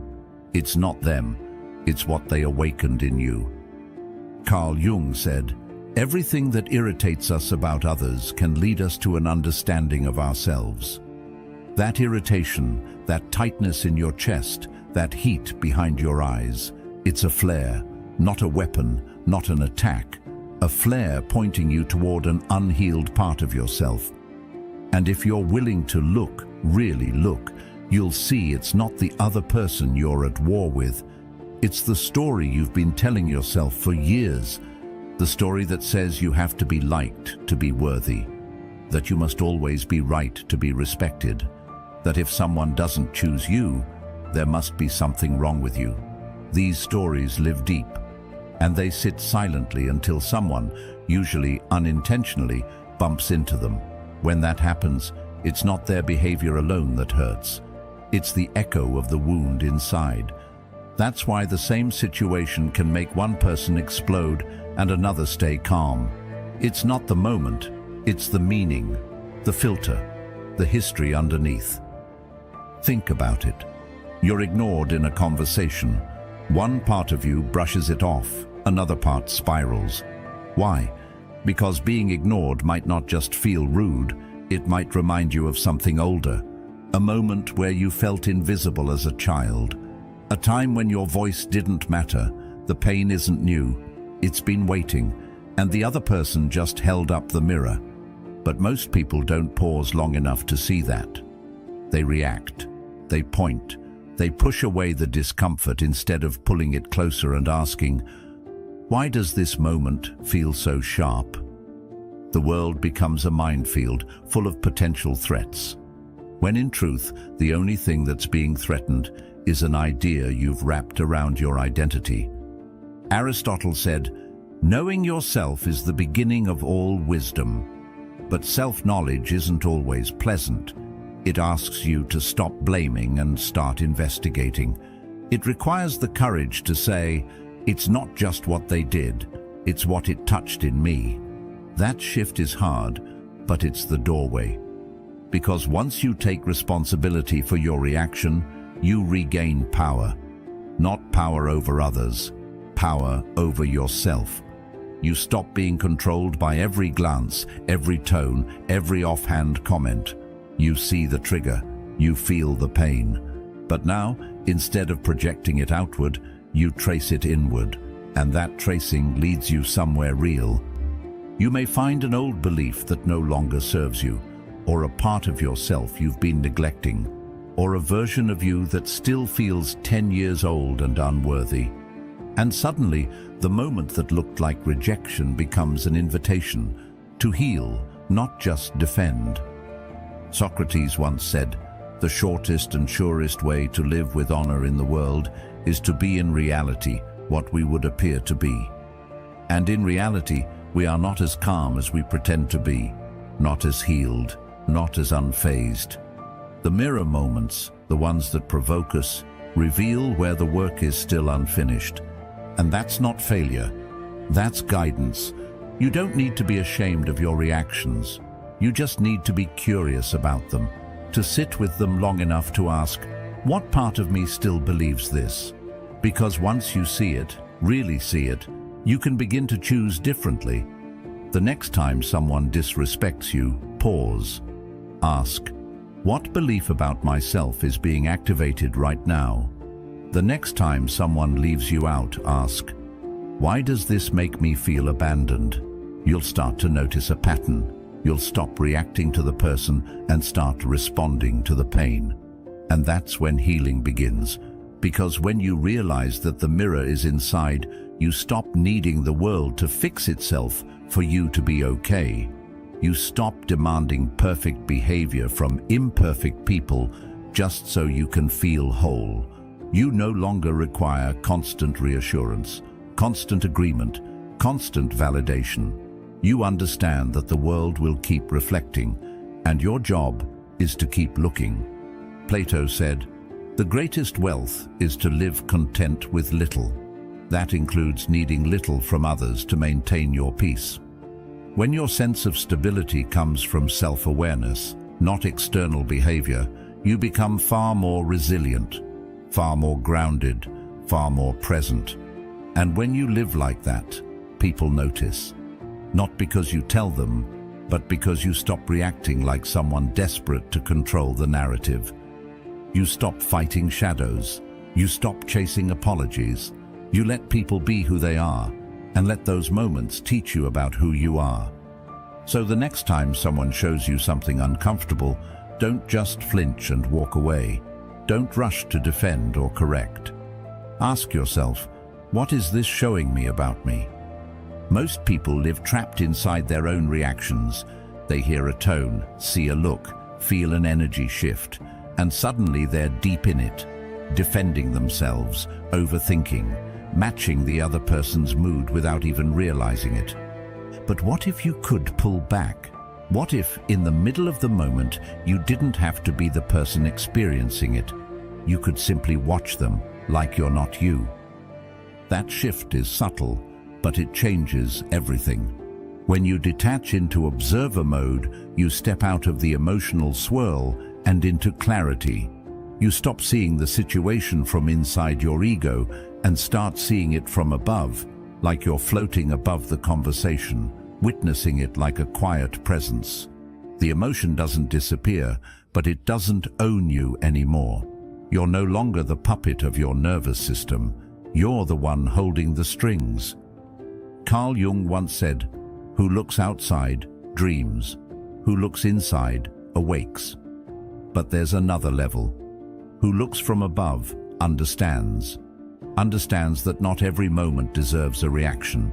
That most people are acting out their own scripts, their own habits, their own fears, and it has very little to do with you.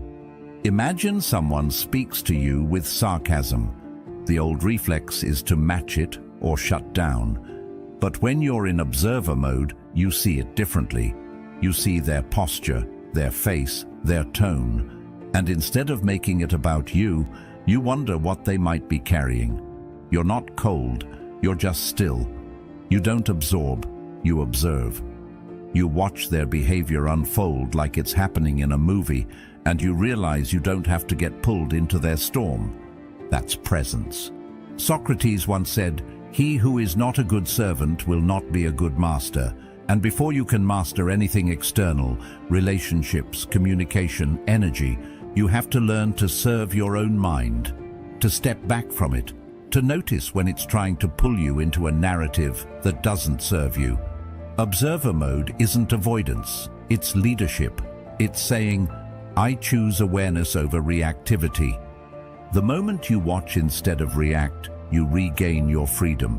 The tension is still there, but now you're studying it, you're learning from it, and that learning gives you options. You can say less, you can choose silence, you can move your energy instead of matching theirs. It's not about pretending to be unaffected, it's about realizing you don't have to be swept away just because someone else is drowning. Plato said, "The measure of a man is what he does with power. But the greatest power isn't what you say, it's what you withhold." The power to stay centered when someone tries to shake you. The power to let a moment breathe instead of trying to control it. The power to see the game without needing to win it. Most people don't have that power because they've never practiced stepping out of their identity. They've never watched themselves in action. They've never asked, who am I being right now? But the moment you start watching, you start changing. Because you can't improve what you don't observe, and you can't observe if you're always immersed. Start small.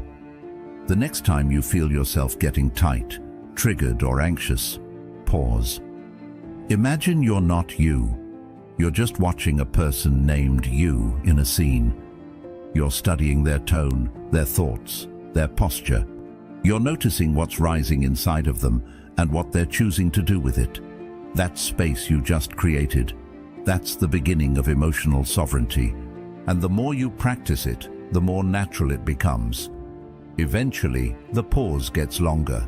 The clarity gets sharper. You start noticing why you want to say something, where that reaction comes from. You don't judge it, you just see it. And that seeing is liberation.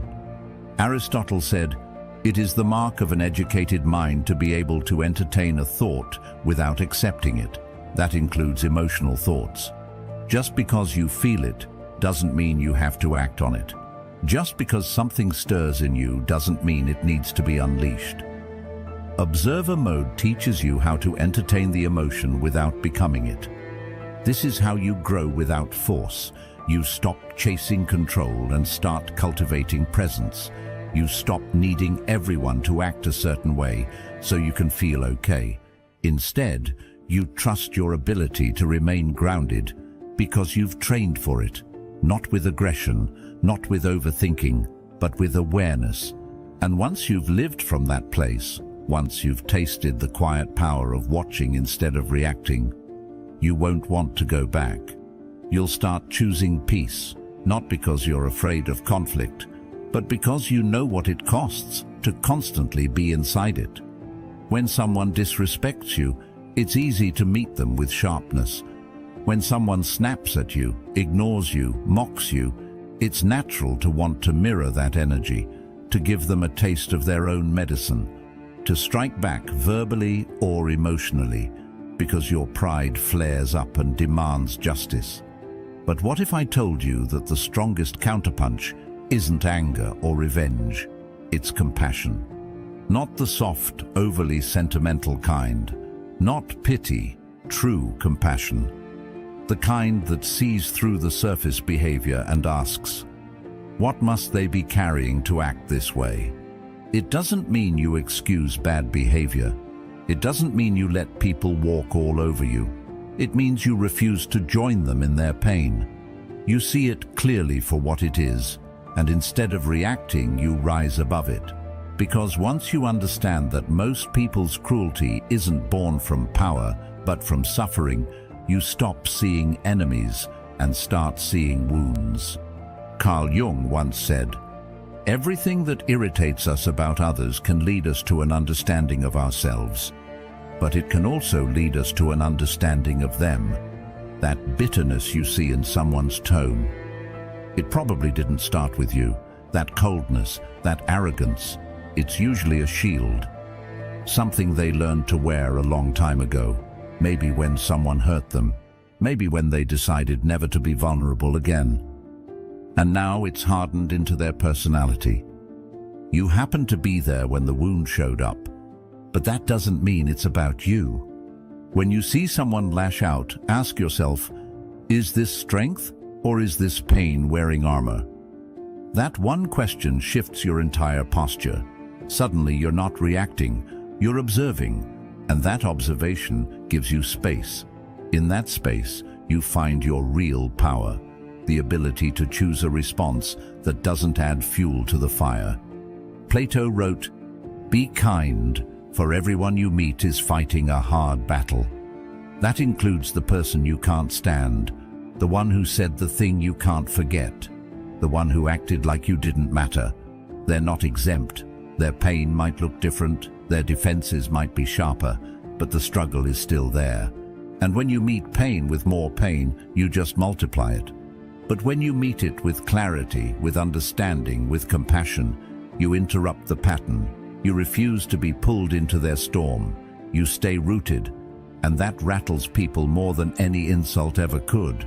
Compassion isn't weakness. It takes immense strength to hold back when someone's trying to provoke you, to stay calm when your pride is screaming, to listen when your ego wants to speak, to soften when everything in you wants to harden.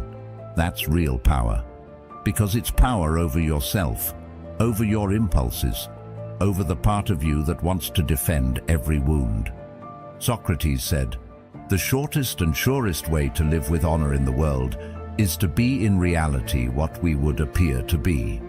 We want to appear calm, wise, unshaken. But are we really? Most of the time, no. We're reactive. We want to win. We want to be right. We want to hurt back. But what we really want, deep down, is to feel whole again. To feel that no one, not even the cruelest person, can take us out of ourselves. And that's exactly what compassion protects. It doesn't mean you don't feel hurt. It means you don't become that hurt. You feel it, yes. You acknowledge it. But then you breathe and you ask, what is the most powerful thing I can do here that doesn't cost me my peace? Sometimes that means saying less. Sometimes it means walking away. Sometimes it means responding gently when everything in you wants to be sharp. Not for them, but for you. Because you're not here to play small games.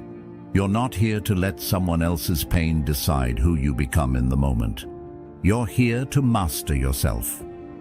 Aristotle said, "To avoid criticism, say nothing, do nothing, be nothing." But compassion isn't avoidance, it's presence. It's the highest level of emotional skill because it lets you protect your energy without needing to prove your strength. You stop keeping score. You stop needing the last word. You stop making everything personal. You start seeing people for what they carry, not just how they act. That perspective changes everything. It turns the rude stranger into a soul having a rough day, the passive-aggressive coworker into someone starved for recognition, the person who left you behind into someone who never learned how to stay. It doesn't erase your boundaries, it doesn't remove consequences, but it does remove the poison. And when you remove the poison, your mind clears. You move on faster, you sleep deeper. You don't replay the same argument 100 times. You don't build imaginary speeches in the shower. You're free, not because they changed, but because you did. Compassion is the ultimate counterpunch because it puts you in control of your voice, of your energy, of your narrative. It reminds you that you don't have to be anyone else's reflection. You can be your own light. There's something in you that wants to correct them. You hear the lie, the misunderstanding, the subtle jab, and a part of you tightens. You want to set the record straight. You want to defend your name, your choices, your truth. And it feels like if you don't speak, if you don't respond, you're somehow agreeing, or worse, surrendering. But what if you let them be wrong and let it mean nothing? That's where peace begins. Most of us think that being right equals strength, that when someone misjudges us or twists a story, it's our responsibility to correct it, to stand up and speak our truth at all costs. But often, the cost is much higher than we realize. Our time, our energy, our calm, our sleep. We trade peace for being right, and we never stop to ask if it was even worth it. Carl Jung once said, "People will do anything, no matter how absurd, to avoid facing their own soul. That includes arguing over things that don't need resolution. That includes obsessing over misunderstandings that don't actually impact your life. That includes chasing the illusion that if they just understood, you could finally rest." But peace doesn't come from being understood. It comes from understanding yourself enough to know you don't need to be. We've all had moments where someone misrepresents us, tells the story in a way that puts them in the right, and us in the wrong, and immediately the mind starts building a case, gathering receipts, rehearsing speeches. But all of that lives inside the same wound, the belief that our worth depends on their version of the truth. It doesn't. Aristotle said, "It is the mark of an educated mind to entertain a thought without accepting it." The same goes for criticism, for assumptions, for opinions thrown your way that miss the point entirely. You can hear them, even hold them in your mind for a moment, and choose not to accept them. Not because you're afraid of conflict, but because you finally reached a level of inner clarity where not everything deserves a response. Letting someone be wrong about you is not weakness. It's strength in its most silent form. It says, "I know who I am, and I don't need your agreement to feel real." That doesn't mean you never speak up. It means you choose when to speak, based on purpose, not pride. You stop responding to bait. You stop explaining yourself to people committed to misunderstanding you. You stop begging for fairness in conversations that were never about truth in the first place. Socrates taught that strong minds discuss ideas, average minds discuss events, weak minds discuss people. When you engage in endless correction and defense, you often get pulled into that last category, discussing people, including yourself, in ways that go nowhere. But when you rise above the need to be right, you enter a quieter place, a clearer place, a higher place. And from there, something remarkable happens. The world becomes lighter. You realize that not everyone needs to like you, that not every story needs correcting, that sometimes the most powerful thing you can do is nod, say nothing, and keep walking, not out of indifference, but out of discipline, because you know what peace costs, and you're no longer willing to trade it for the illusion of control. Let them think you're arrogant. Let them believe you were wrong. Let them paint you however they need to justify their own narrative. You don't have to carry their version of you into your next chapter. You don't have to waste hours reshaping a story that wasn't even true to begin with. Plato said, "Opinion is the medium between knowledge and ignorance." And most of what people think about you is just that, opinion, filtered through their pain, their projections, their limited view. You don't need to argue with opinion. You just need to live your truth so fully, so freely, that your life becomes the answer. That's the most powerful kind of correction. None at all. Just peace, just presence, just showing up again and again, aligned with your values, regardless of the noise around you. Because if you need them to agree with you in order to feel stable, your peace will always be at risk. One conversation, one post, one sideways look, and you're spiraling again. But if you can let them be wrong and let it mean nothing, you walk through life unshaken, not cold, not detached, just clear. The truth doesn't need to shout. Most people treat every insult like a fastball thrown straight at their chest. They catch it instinctively, grip it tightly, examine it, and then carry it around for the rest of the day, sometimes the rest of their life. But what if you didn't have to catch it at all? What if, when the words came flying, sarcasm, judgment, passive aggression, you simply let them fall? No need to block it, no need to dodge. Just watch it pass by and hit the ground with a quiet thud. Useless, powerless, empty. That's the visualization. Someone says something cruel, sharp, designed to poke at you, and instead of reaching for it, you imagine it floating right past your energy field, untouched. It lands behind you like a dropped pebble. You keep walking. You didn't absorb it. You didn't react. You didn't let it in. You just didn't catch it. This sounds simple, but it takes practice. Because for most of us, insults don't just land on the surface. They pierce. Not because the words are sharp, but because something inside of us believes them, or fears they might be true. That's why they stick. They attach to old wounds, old doubts, and pull you into an emotional spiral. Carl Jung said, "Until you make the unconscious conscious, it will direct your life and you will call it fate."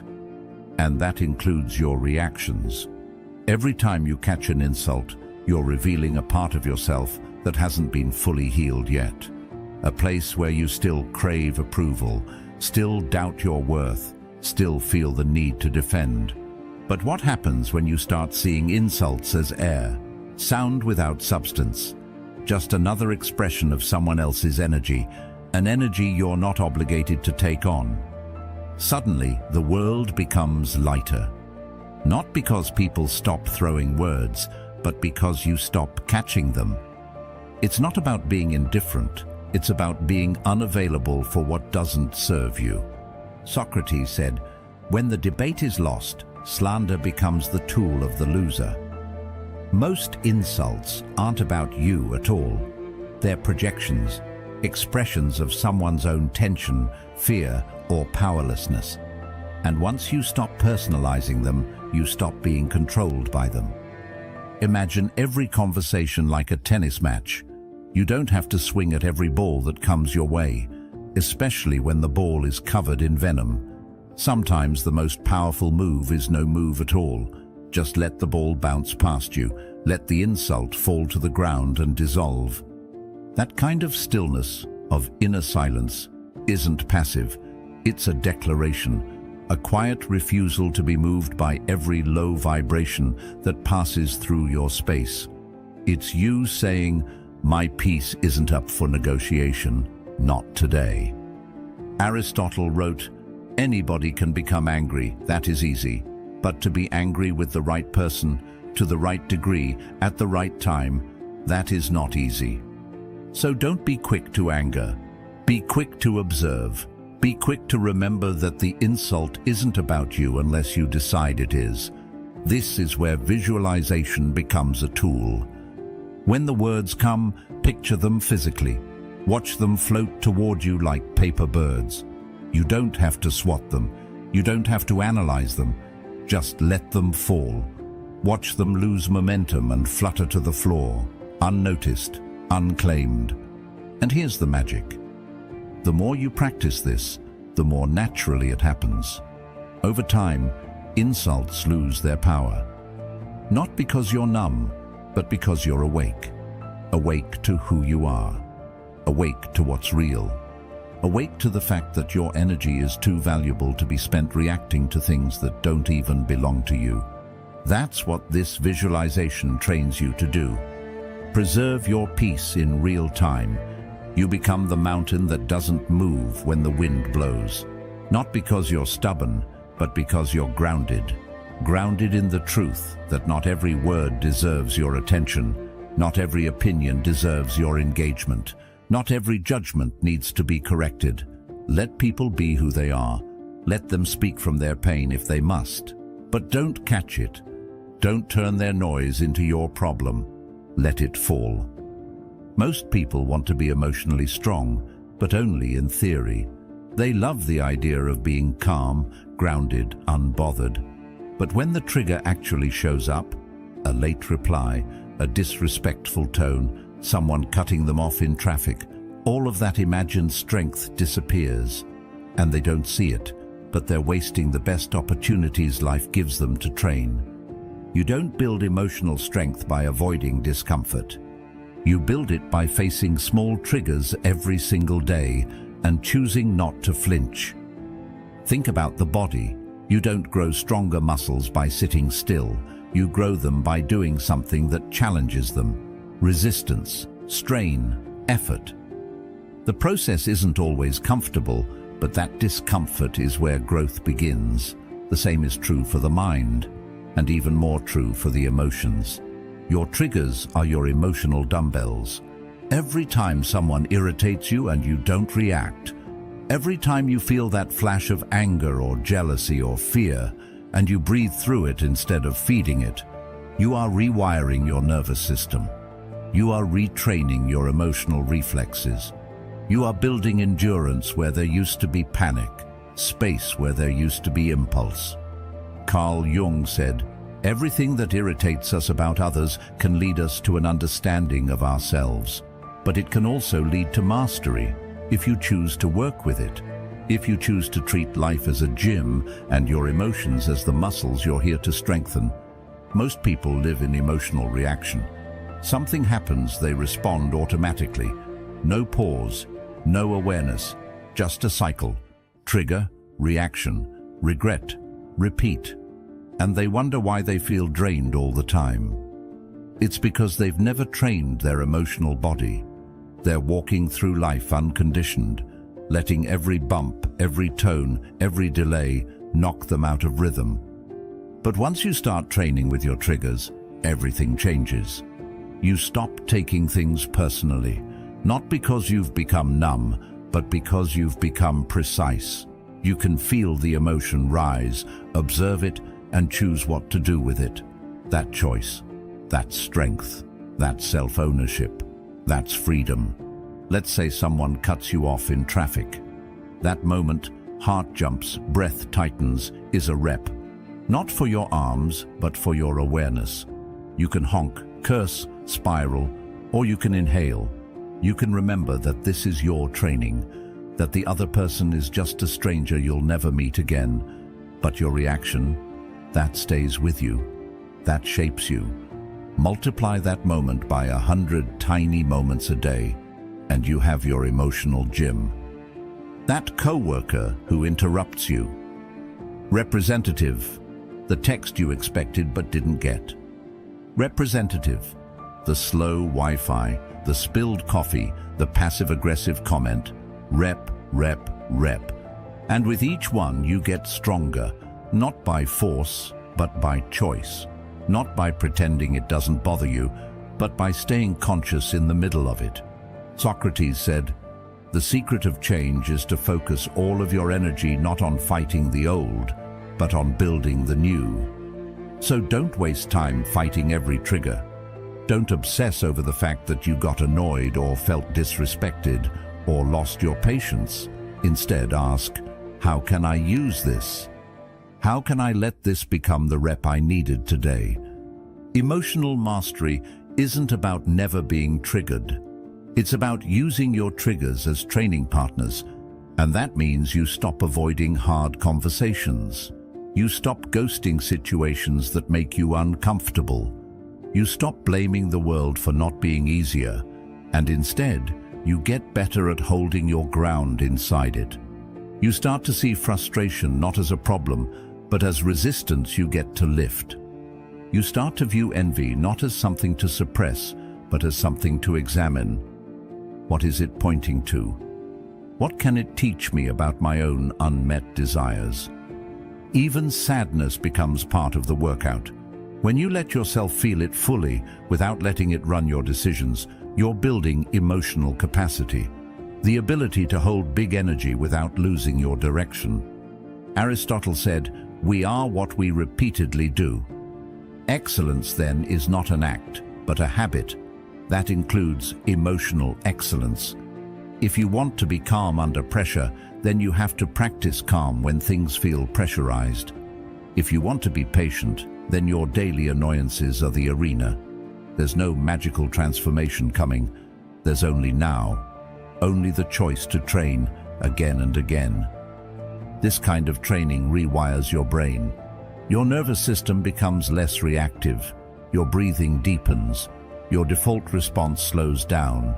And you start to feel something you may not have felt in a long time. Space. Space between stimulus and response. Space to choose something higher than your past patterns. Space to decide who you're becoming moment by moment. And that space, that's your evolution. Most people spend their entire lives avoiding discomfort, dodging triggers, escaping anything that pokes at their wounds. But you're not here for avoidance. You're here to grow. And that means walking toward the tension, not with fear, but with purpose. Let your triggers teach you. Let them expose your edges. Let them show you the parts of yourself still holding on to old beliefs, old insecurities, old reactions. And then, each time you feel that familiar spark of irritation, of pride, of panic, pause. See it as a bell ringing at the start of a new set. Your moment to lift, your moment to choose, your moment to become who you say you are. This is emotional strength, quiet, steady, built in the moments no one sees. Because no one applauds when you pause instead of snapping. No one throws you a parade for staying silent when you could have erupted. But those are the reps that count. Those are the moments that build the emotional body you need to carry everything else. So train with your triggers. Life's not punishing you. It's shaping you. Most people believe in speaking their truth. We're told not to bottle things up, not to let people walk all over us. Express how you feel, they say. Don't let it fester. And yes, there's truth in that, but not the whole truth. Because there's another kind of expression that doesn't liberate you. It leaks from you. It's not healing. It's harm disguised as honesty. That's what happens when you speak from the wound, not the wisdom. From the ache, not the understanding. There's a time to speak, but there's also a time to wait. Not forever, just long enough to let the sting pass, to let the noise settle, to let the message you're carrying find clarity instead of chaos.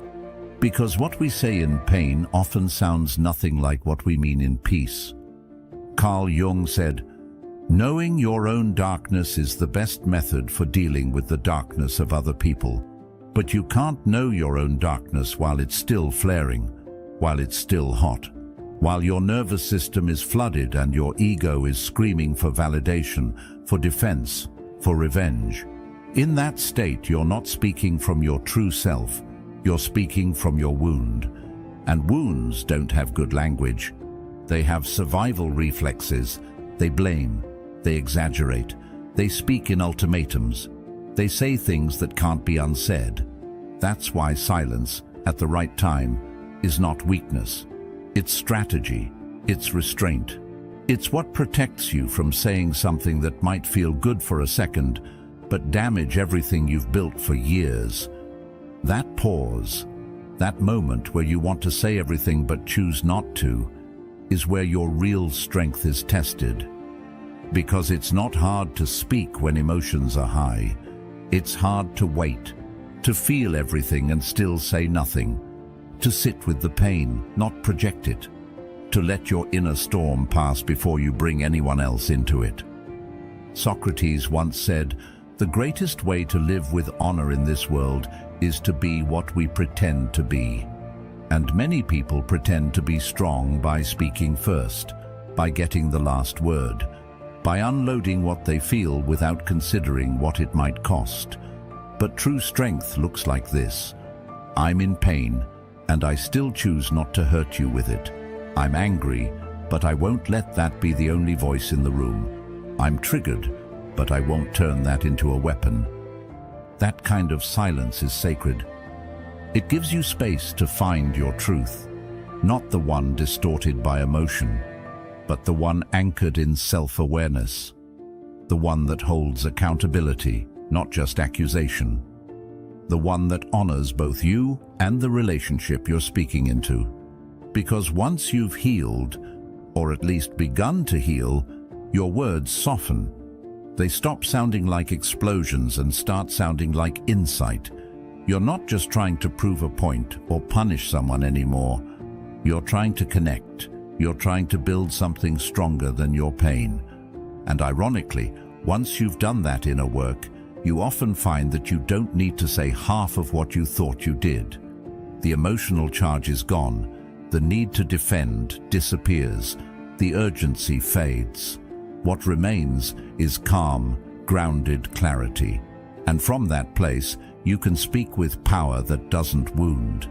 You can express yourself without spilling unprocessed emotion on someone who might not deserve it. Aristotle said, "Anybody can become angry. That is easy. But to be angry with the right person, to the right degree, at the right time, and in the right way, that is not easy."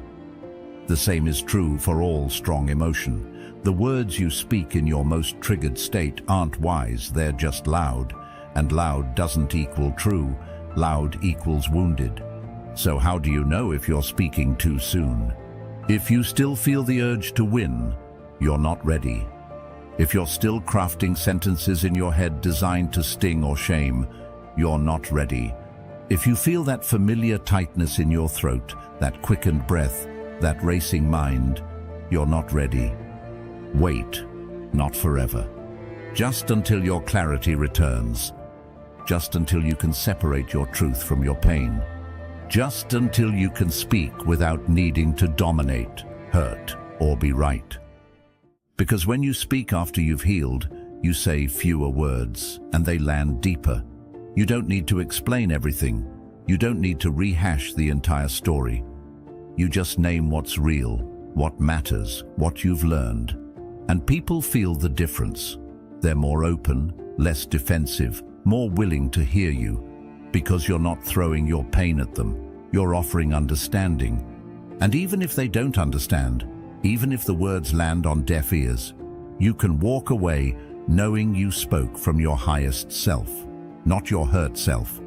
And that alone is worth more than any temporary feeling of satisfaction that comes from getting it all out. Let the wound speak to you first. Let it tell you what still hurts. Let it show you where you still need softness, compassion, boundaries. Tend to that. Then speak. Speak from the scar, not the cut. Speak from the lesson, not the chaos. Speak with love for yourself, not as a weapon against someone else. Because silence, used wisely, is not silence at all. It's strength. It's choosing to protect your peace, your dignity, and your future, even when the present feels heavy. And that's a power no outburst can ever match. Most people don't feel emotions. They become them. One moment, they're calm. The next, they're fury. One small comment, one unexpected delay, and suddenly they're not thinking clearly anymore. They're gripped by anger, flooded with fear, drowning in shame. The emotion becomes the lens. It distorts everything, and they forget the most important truth in that moment. You are not the emotion. You're the one watching it. That difference between being the feeling and observing it is the line between chaos and clarity, between being dragged around by every thought and standing still in the middle of the storm. Carl Jung said, "Until you make the unconscious conscious, it will direct your life and you will call it fate." Emotions are part of that unconscious current. They rise without warning, surge through your system, and unless you've practiced awareness, they use you. You become their puppet, your voice, your posture, your choices, driven not by wisdom, but by whatever raw feeling took over your system.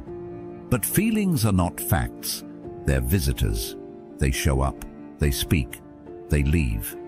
And if you can learn to pause, even for a breath, you create space between you and the feeling. In that space, you reclaim your role. You remember that you are not anger. You are not fear. You are not the ego screaming to defend itself. You are the observer, the one behind the thoughts, the one who can choose not to react. Socrates said, "Know thyself." But how can you know yourself if you're constantly merged with whatever mood is present? Self-knowledge begins with separation, with stepping back, not to disconnect, but to see. To notice the story your emotion is telling without blindly believing it. Let's say anger rises. It feels urgent. It tells you that someone crossed a line. It demands action, now. But if you wait just a few seconds, if you don't move, don't speak, don't lash out, you begin to notice the anger isn't you. It's just energy, a defense mechanism, a flare from some part of you that felt threatened. And when you don't obey it immediately, it loses power. You feel it, but it doesn't control you. Fear works the same way. It creeps in with whispers of what might go wrong. It tightens your chest, speeds up your breath, fills your head with disaster. But even fear, when observed, weakens. The act of naming it, there's fear, pulls you into presence. You become the watcher, and the watcher is always calm. Because the watcher knows that no emotion lasts, that all feelings like clouds pass through the sky of your awareness. And you're not the cloud, you're the sky. Aristotle said, anyone can become angry. That is easy. But to be angry with the right person, to the right degree, at the right time, that is not easy. What makes it possible is disidentification. That's the superpower. To be able to say, I feel anger rising, but I am not that anger. That shift gives you choice. And choice is what transforms reaction into response. You stop being pulled around like a puppet. You start guiding your behavior with intention. This doesn't mean you suppress how you feel. You don't deny the emotion. You welcome it. You feel it deeply, but you don't become it. You don't build your identity on it. You let it flow through, not root in. Think of it like a fire alarm going off. The emotion is the alarm. Loud, urgent, impossible to ignore. But you don't grab a hammer and start smashing things. You investigate. You look for the source. Is there a real fire, or just some smoke? That's how you begin treating emotions, with curiosity instead of compliance. Every time you choose to observe instead of react, you get stronger, more centered, more free. You stop walking through life as a slave to your moods. You become consistent, steady. People feel the difference in your energy. You're not so easily rattled, not so easily provoked. Not because you don't feel, but because you don't let feelings define you. Plato wrote, "The first and best victory is to conquer self." And you conquer self not by force, but by awareness. By noticing the exact moment when emotion wants to take the wheel, and calmly, quietly choosing to keep your hands on it instead. This is not easy work. It takes practice, patience, discipline. But with each moment of disidentification, you get closer to emotional sovereignty, the state where you no longer need the world to be perfect for you to be okay. Because now, your peace doesn't depend on external harmony. It depends on inner separation between you and the storm. You are not the anger. You are not the fear. You are not the ego shouting for control. You are the one watching it all unfold, with quiet power and the ability to decide what comes next. The world won't go quiet just because you found your peace. People will still cut you off mid-sentence. They'll still talk behind your back, misread your intentions, fail to apologize, choose ego over honesty. Life will still throw things you didn't plan, late nights, early calls, broken trust, sudden losses. The noise won't stop, the chaos won't dissolve, but if you've mastered what we've been building toward, you won't shake. Because the point was never to change the world. The point was to change how you move through it. Most people live in a constant state of emotional turbulence, bouncing between triggers like a pinball. They believe they need the world to be different, kinder, quieter, more predictable, for them to feel okay. So they try to manage everything outside themselves, clinging to people who agree, avoiding situations that might sting, chasing control like it's the only way to stay afloat. But what if you didn't need to control the waves? What if you just learned how to stand still inside them? Carl Jung said, "I am not what happened to me, I am what I choose to become." And in this frame, the final one, you become untouchable, not because nothing touches you, but because it no longer owns you. You don't become the noise. You don't match every mood in the room. You don't swing wildly from high to low based on someone else's words. You stay centered, quiet inside. That's the power of all the inner work, of watching, detaching, disidentifying. You begin to live not as a reactor, but as a responder. And the difference is everything. Reacting is fast, defensive, emotional. It's driven by fear or pride or unexamined pain. Responding is slow, deliberate, conscious. It comes from presence, not panic. And once you live from response, the world starts to look different. Not because it changed, but because you did. The same insult that used to burn now sounds like static. The same rejection that once collapsed, you now feels like redirection. You lose the urge to prove yourself. You no longer need to win arguments or control outcomes. You don't need the apology to find closure. You don't need everyone to understand. That's emotional freedom. Socrates said, "To find yourself, think for yourself. And to think for yourself, you first have to see yourself. Separate from the waves of emotion, the noise of ego, the storms that others live inside. Because when you know who you are, no one else can tell you who you're not." And here's the part no one tells you. When you master this, you still feel. You're not a robot. You're not numb. You still notice the betrayal, the sarcasm, the loss. You still care. But the difference is, you don't react from the wound. You respond from the wisdom that was forged through it.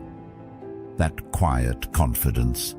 It shows up in how you breathe when everyone else is yelling, in how you choose silence over proving your point, in how you walk away, not out of weakness, but because you're no longer trying to convince someone of your worth. Plato wrote, "The measure of a man is what he does with power, and the greatest power isn't dominance or control. It's restraint, it's discipline, it's the ability to stay aligned when everything around you is pulling at your edges. You don't chase closure. You don't repeat stories that drain you. You don't sit in rooms where your peace has to shrink. You walk forward with less noise, more clarity. This is the final frame, where the world still roars, but your soul stays silent. Not because you're avoiding life, but because you've learned how to meet it, with awareness, with steadiness, with the kind of inner strength that can't be faked and doesn't need to be announced. You're not triggered, you're trained, you're not reactive. You're responsible for your energy, your choices, your presence. And the world notices, not because you're louder, but because you carry something rare. A stillness that no insult can shatter. A calm that doesn't rely on comfort. A clarity that came not from escaping chaos, but from walking straight through it and coming out unshaken. When the world pulls at your edges, remember, your strength is not in how loudly you react, but in how quietly you remain centered. Let them shout. Let life twist. You are not here to match the storm. You are here to master your calm. Watch the next video on your screen to keep sharpening your mind and steadying your spirit. Thank you for walking this path with us. You are a part of Stoic Journal, where every step inward leads you forward. And when you're ready, come back. We'll be right here, building the silence that holds real power.